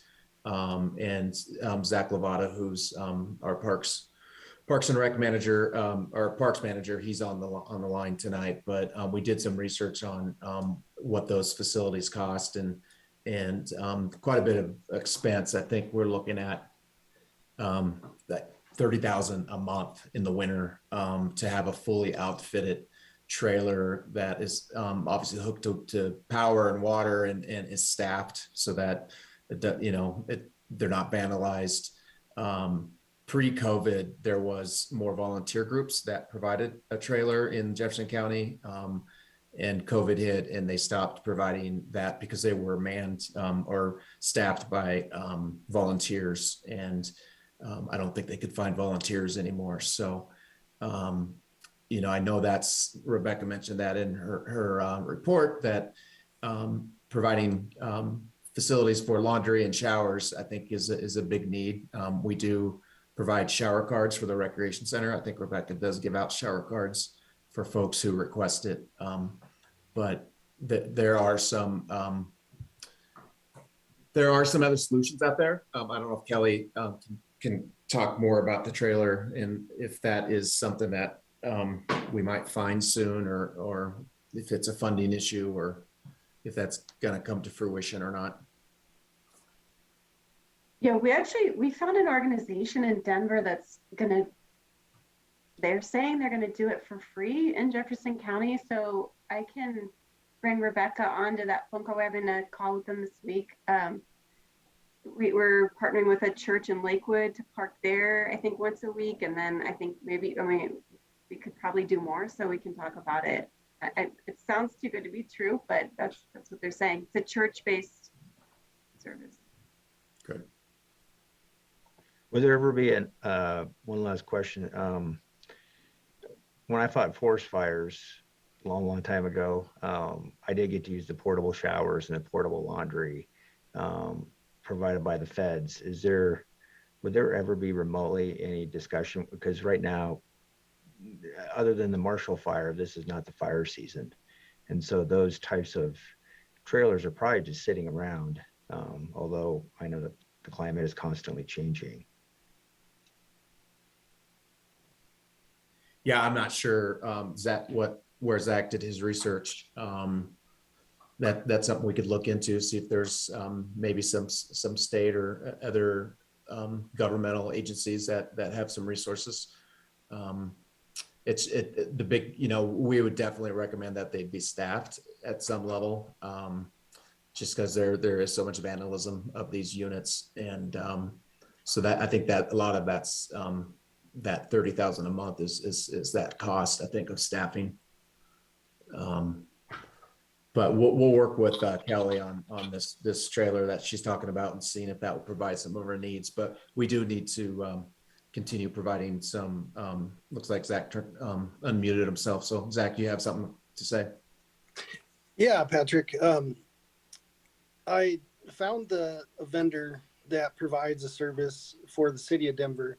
They have a mobile restroom facility on 16th Street Mall. And I think we probably use that vendor as the first one that I found that was willing to provide the service. It needs to be attended 24 hours a day. The difference is 16th Street Mall is pretty heavily populated, and there's a big police presence all day and night there. They're constantly patrolling up and down the mall. You know, if we were to put one of those restrooms somewhere in Wheatridge, it's going to be, you know, it's going to be it won't be highly visible. Probably it'll probably be somewhere where there's not as much public presence. The police department certainly doesn't have the resources to have somebody staffed or stand by all day and night there. So there are some hesitations that I think we have as staff members. But I think the solution is not clear for anybody, and it's extremely difficult to come up with what the right answer is. We certainly would love to have facilities for our people experiencing homelessness, because if they're not able to go into a store and they're not able to use our permanent facilities that we have in the parks, then they'll be outdoors. And Rebecca explained earlier that we have a staff of environmental service technicians that are tasked with cleaning up, and a lot of their most hazardous cleanups have to do with human waste. And so we'll keep working as a team to see if we can come up with a solution. It's good to hear from folks like those at Jefferson County, other cities, other neighboring cities, to see what they might be doing and what works. We know that the porta potties in certain areas have been vandalized, and it's getting to the point now where it's like these poor folks, you know, don't have an option for a restroom. And it's I think it's a little bit more than just using the bathroom. It's having a place to wash your hands, more than that, probably shower, laundry. So, you know, I think it could be a combination of things, but our team with the staff we're constantly thinking about it and trying to work on it. Thank you. I have Councilor Nosler back, and then I'll come back to Ms. Hoppy.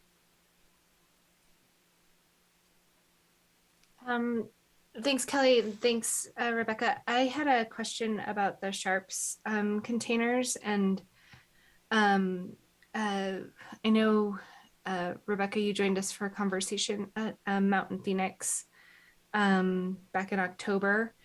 But the Sharps containers, I think, are not just something that impact, you know, that area and that park. I think they could be really valuable for all of the parks in Wheatridge, if we could have some of those public spaces, just for, you know, the safety of the people who are using the parks. And I'm wondering, you mentioned that they're still having conversations about those. What's the holdup on Sharps containers, and is there anything that we can do to kind of help support with that? And are you working with the police department on it, is my question. Lots of questions, I guess, in that one.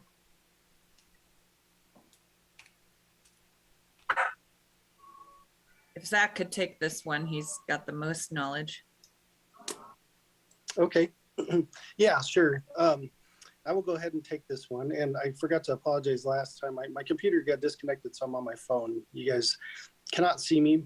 Hopefully you can hear me fine. We've been, I think the history of the Sharps collections, it has kind of led us to the point now where we're comfortable installing these kiosks. I did come up with a prioritized list of locations that we'd like to start.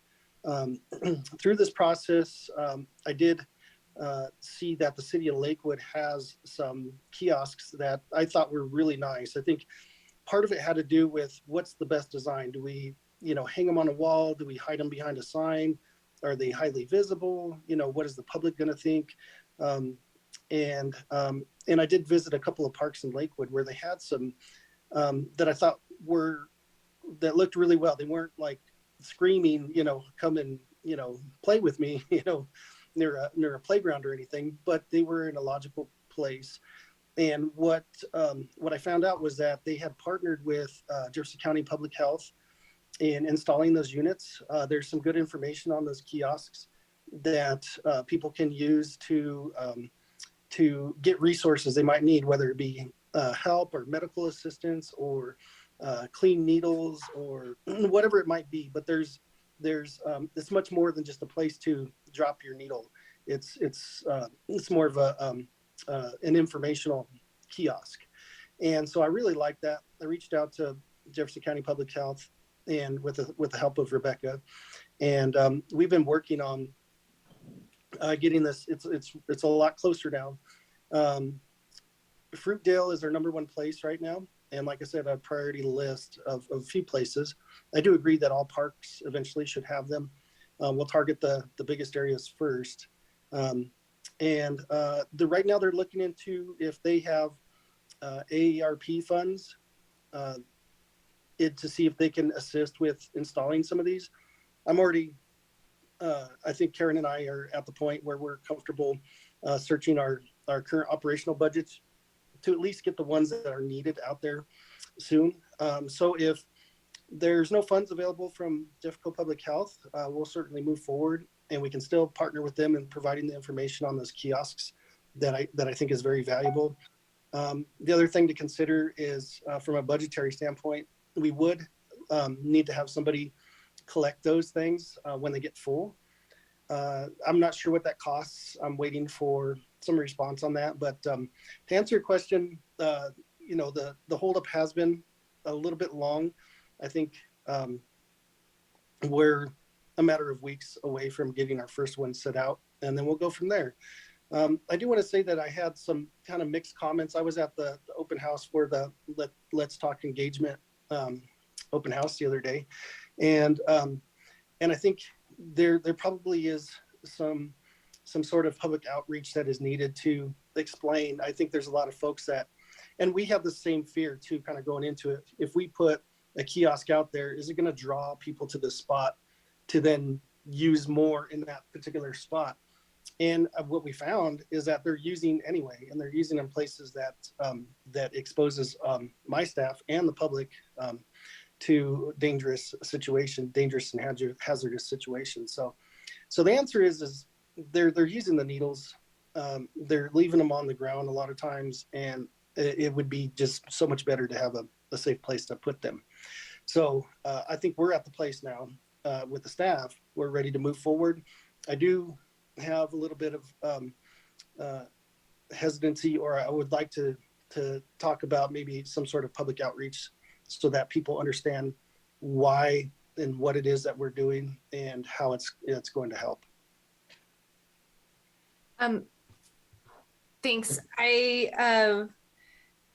So you're thinking that we're as close as weeks out for the Fruitdale installation? Is that where you're at on that? Is that what you're saying? Yes. Yeah. Okay. We've been, just last week, Yeah. I was having some good conversations with Jeffco, and if they can't provide one, we will certainly buy it, but we'll use their help to Great. to make sure that it gets in the right place. And then I guess all I was gonna just add is that, the like Mountain Phoenix, some of the schools, some of the neighborhoods in the areas around there. I mean, this one way of potentially educating and engaging folks with this is that some of these organizations or schools are interested in potentially helping, pay for some of it. So that's just an idea to keep out there too. Okay, thank you. Thank you, Councillor Hoppy. Thanks, Mr. Mayor. And just to kind of tag a little bit on what Councilwoman Nazla Beck was saying, that entire school community, they're actually asking for safe needle disposal in that park. And so, they would be good storytellers and good, marketing, like this is why we as a school community think this is important. But what I really rose my hand for was because a little known fact about me, I worked at the Taste of Colorado slinging slow roasted corn for 10 years.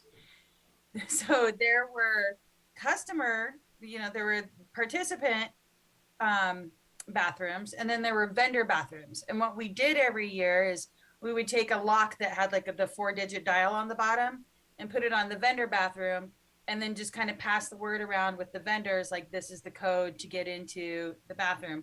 So I don't know if that is maybe a simple or easy way to try to address the bathrooms, because I do know that this community tend to self-police quite a bit. And so if they're concerned that someone is going to ruin their opportunities to have that facility, then they'll kind of self-police that. And then potentially, because there's really we don't know who's starting them on fire.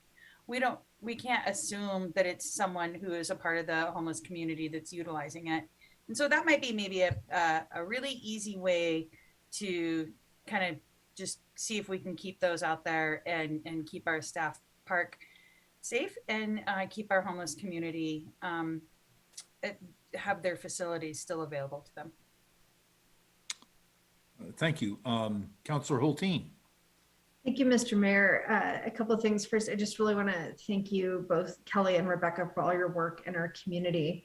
You know, when I came across that of the 63 intakes since August of 2021, that 15 of those have secured permanent housing and 8 have exited to transitional housing. I mean, that's phenomenal. That's over a third.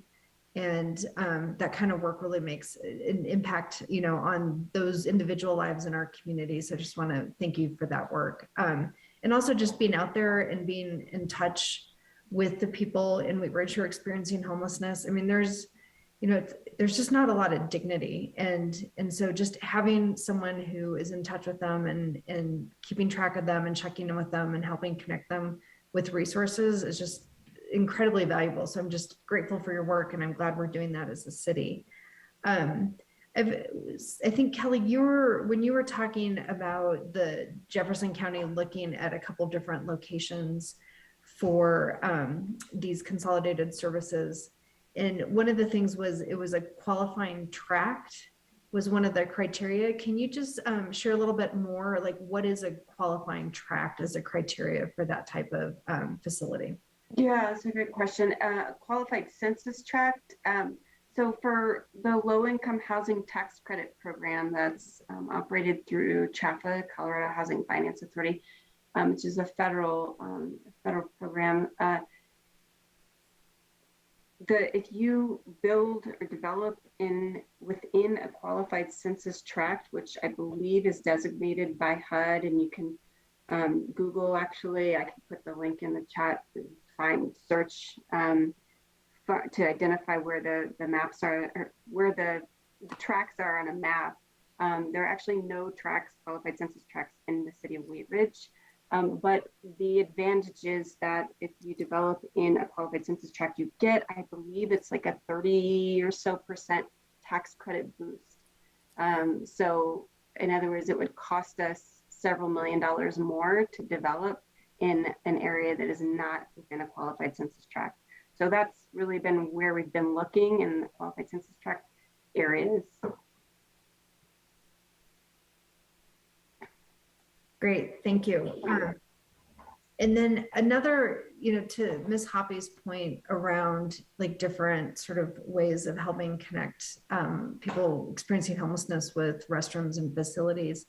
A couple of interactions I've had recently with people that I've come across in District 2 that I carry bus passes with me also, and try and let them know where there's a pantry in my neighborhood that's usually stocked. And one of the things that I've noticed the last couple of times is that one of the things they're really trying to do is actually access a phone, because they are trying to reach people that might be able to help them with, they're either trying to take care of some administrative thing, like we were hearing about, difficulties reaching court. How are there things that are being considered, or are there things that we could be looking at to help provide them access to basic communications? I know they can go to the library and get on the computer if they've got an ID, but a lot of times they need to make phone calls. Is that something that we're able to help them with?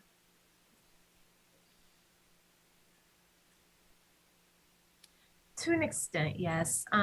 So the library, some of our rec centers have a free phone, and libraries have a free phone that individuals can use. There's also some sites like the site that Kelly mentioned, Recovery Works, and the Rising Church in Arvada, that allow people to use their phone. And additionally, if people qualify for food stamps, there are some resources where they can order a free phone. It just takes sometimes 4 to 6 weeks from when they order it to get to them.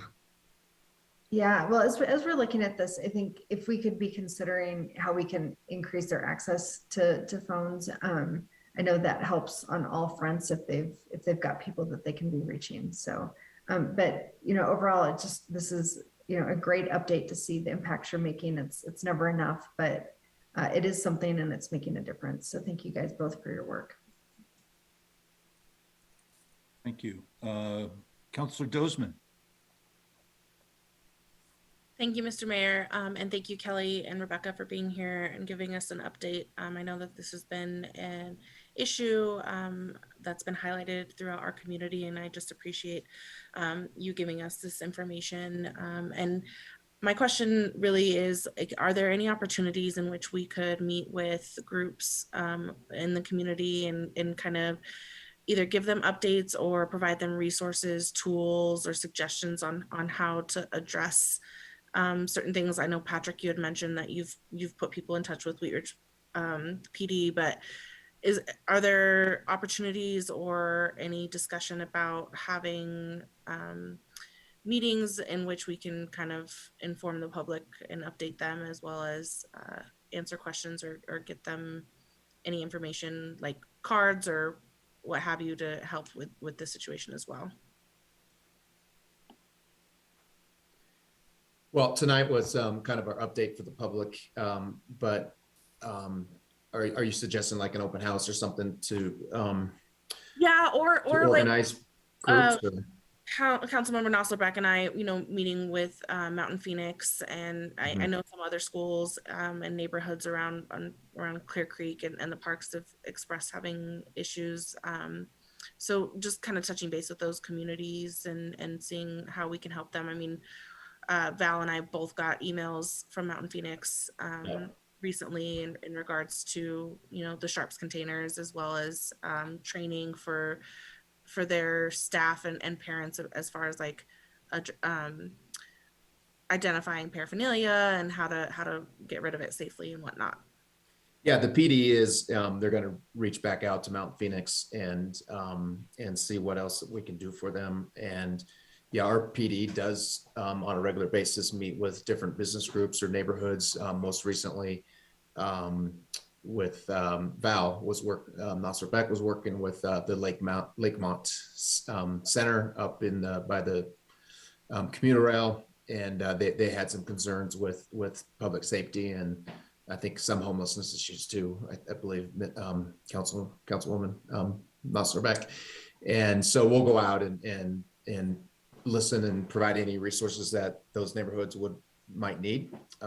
If there's a specific neighborhood or school that you are aware of that's asking for this, please contact me and we can get the PD out there and have it, and Rebecca and whoever else we need to, and have those meetings. We are reaching back out with Mountain Phoenix. I know that's one definitely on the priority list, and making sure they're getting what they need.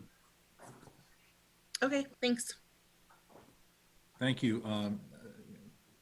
Councilor Noslerbeck. Just one thing that both Councilor Dozeman and I heard from, we had a community meeting 2 weeks ago, and from some of the neighbors, in addition to the schools,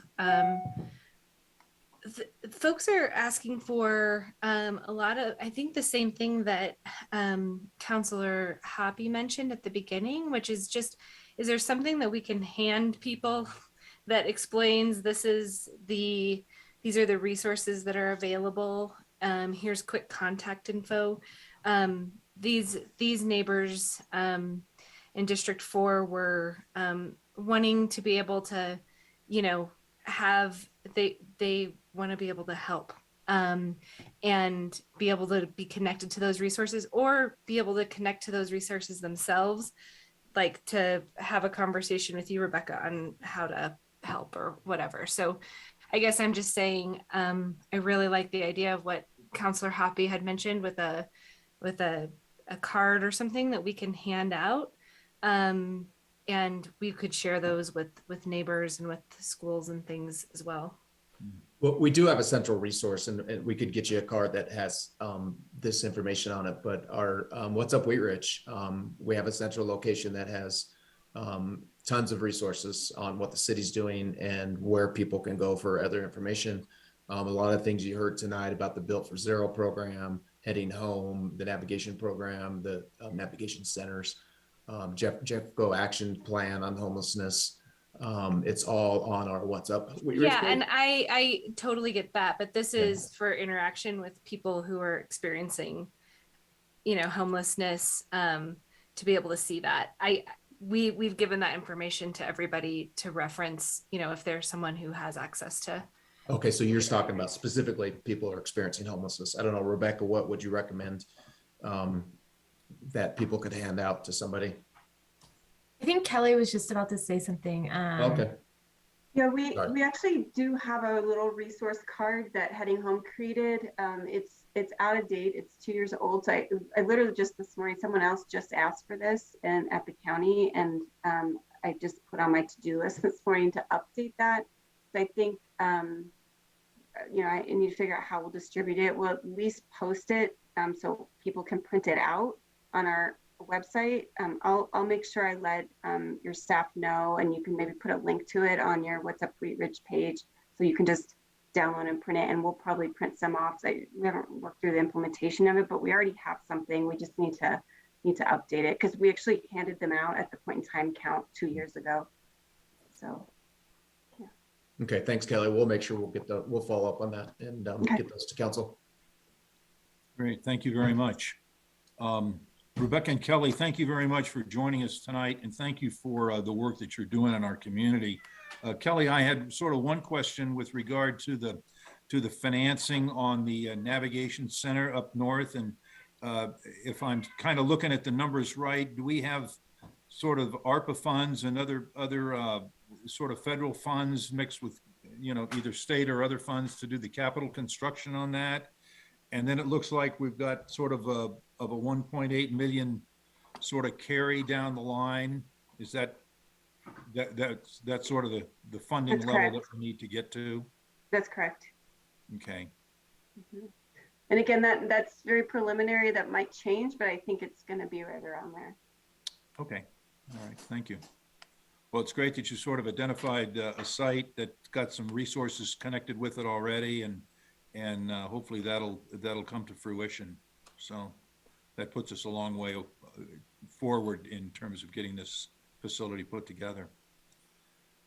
Any further discussion that you all want to have while we've got Rebecca and Kelly with us? It's been a great evening and a lot of good information, and I think a lot of great work. I look back at what we've done in the last year to sort of bring Rebecca online, and Kelly's program is so much more robust, and the Built for Zero, program, and the MDHI, and sort of being able to survey and get out into the population, I think, understand a lot more of the issues. So thank you all for doing that. Okay. So anyway, thank you. Let me get back to my agenda. I suppose we'll close out this agenda item and go to Mr. Goff for staff presentation, or not a staff presentation, but a city manager's matters. Yeah, thank you, Mr. Mayor. Maybe quick, might be quick. I don't know. This probably isn't a quick topic, but we don't have to come to resolution this evening. But I did send council an email last Thursday about a proposed collective bargaining bill, and there was a couple speakers this evening that mentioned it. But there is proposed legislation on collective bargaining at the state. There hasn't been an actual bill introduced yet at this point, but Colorado Municipal League is asking us and all cities as members to oppose the bill and to talk to their state representatives, asking them to oppose this bill once it's introduced.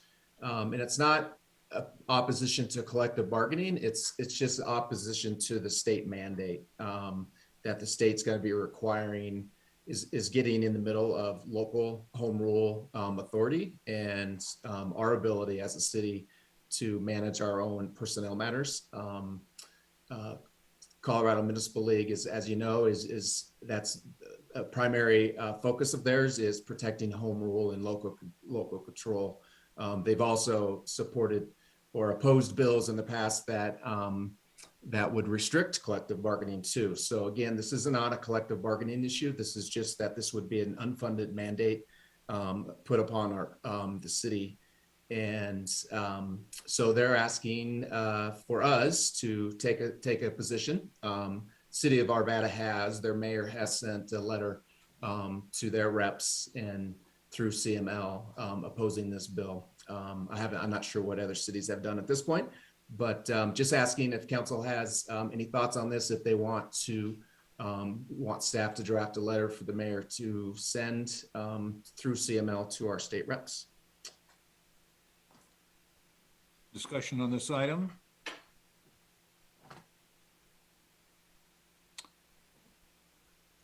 Patrick, why don't you go ahead and MC this one, and Nosler Beck has her hand up. Okay. Are you ready for me to talk, Patrick? Yes. Yes, I am. Okay. Ms. Nosler Beck, go ahead. Sorry, I didn't know how official this is.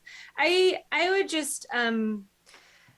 would just like to suggest, since this is a ask from CML, which I understand we are members of, and I'm very appreciative of CML and all of the information and the support that they provide us with that membership.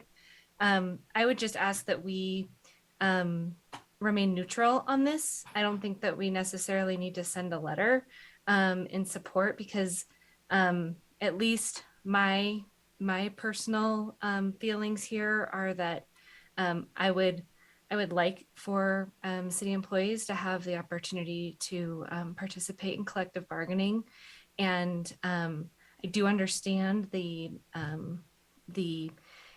connection here to this being an unfunded state mandate, but I want to provide every opportunity for workers to be able to advocate for themselves. And so I would just suggest that we stay neutral on this one and not actually draft a letter. Additional discussion? Councillor Hulteen. Thank you, Mr. Mayor. I agree with Councillor Nosler Beck on this. I think, state legislation, especially as it's moving through the legislative process, is complex and gets amended and changes. And I think that, I agree, CML provides a lot of great services and its membership brings a lot of benefits to us. But I think for this, I also think that if, collective bargaining is something that our city employees, or there's some faction within the city that wants to explore that, I think that that's a dialogue within our city that we could have and see where that goes. But I think we don't, as a body, we don't really track as counselors what's going on enough and have a legislative committee that looks at legislative stuff. And I feel a little underinformed about what the actual bill says. I understand CML's position around local control and home rule state and home rule city. So I'm agreeing about being neutral on it and would not support drafting an opposition letter at this time. Additional discussion? I think I saw another hand, Ms. Dozeman, and then Mr. Ohm. Yes, thank you, Mr. Mayor. Well, I understand the points of view of Councilmember Nosler Beck and Hulteen, and at this point in time, if there's hasn't been legislation presented, I can see why we would maintain neutrality, but at the same time, CML has been a huge supporter of ours, and I have to agree with them on having an unfunded mandate. on a home rule municipality. Like our goal as council members, I feel, is to represent our city and our rights within that. And I think that home rule municipality is really important. And I don't agree with the legislation, but if we want to remain neutral, I'm fine with that as well. Mr. Ohm? Thank you, Mayor. I'm aware that there are other items that the state has mandated that the city has said that, well, we're a home rule, and so we don't have to abide by that. Is this something that even if the state passed, that we could cite home rule and not have to comply with that? Mr. Dahl is still on the call. I believe it depends on how the legislation's written. If they make it a statewide concern, I don't think we could fight against or use home rule status if they make it a statewide concern. Mr. Dahl, do you have any comments on that?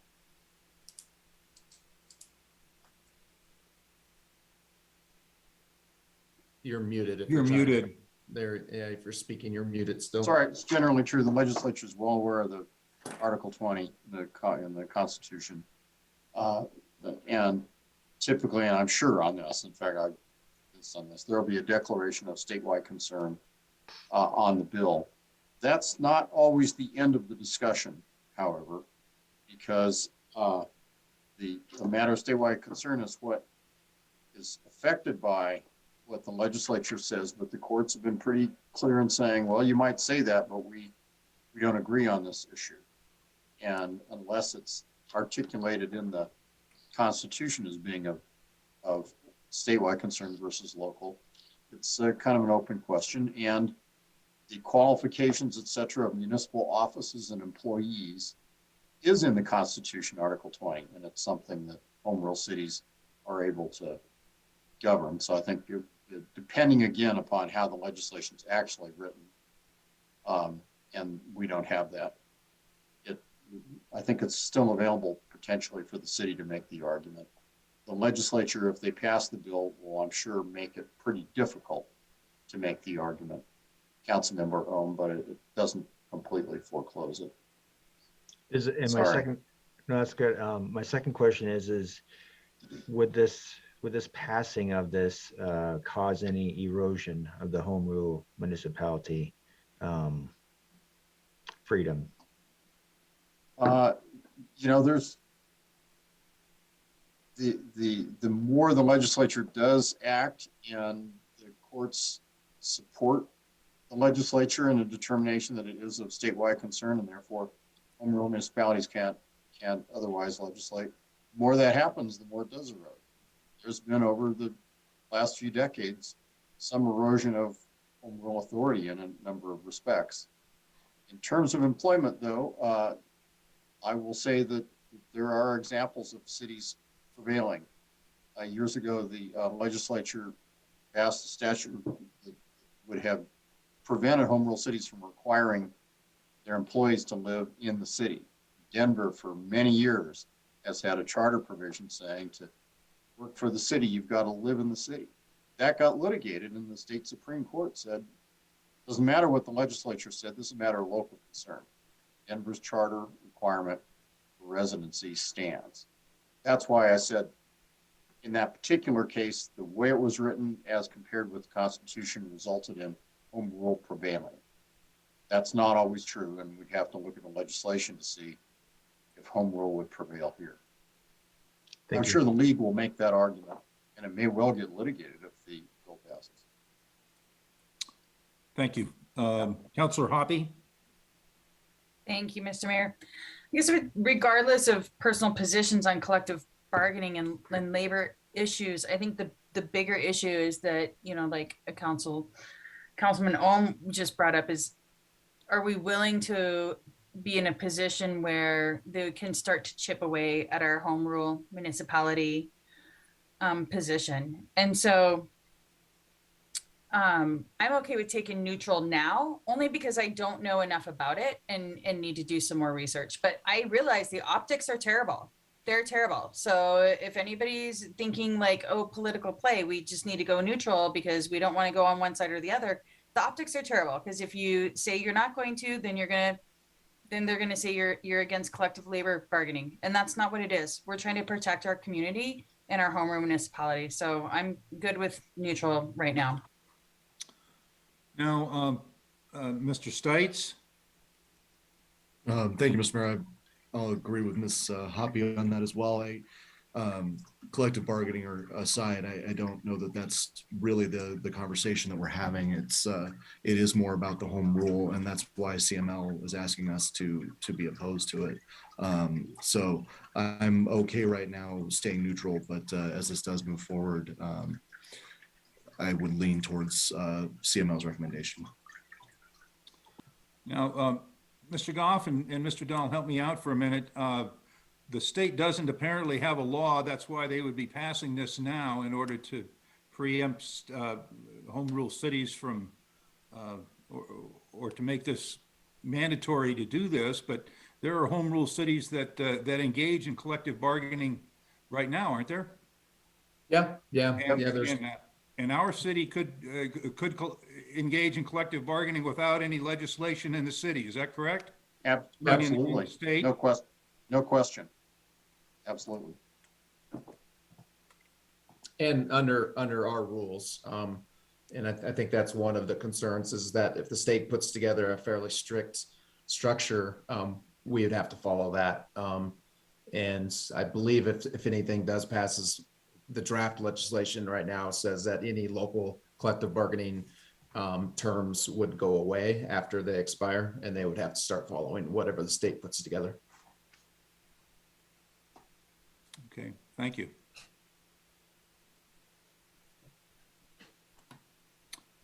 Well, I think we kind of. Did you get your marching orders on this? I did. I don't want to cut any discussion off, but it sounds like at this point, council wants to stay neutral until we know more.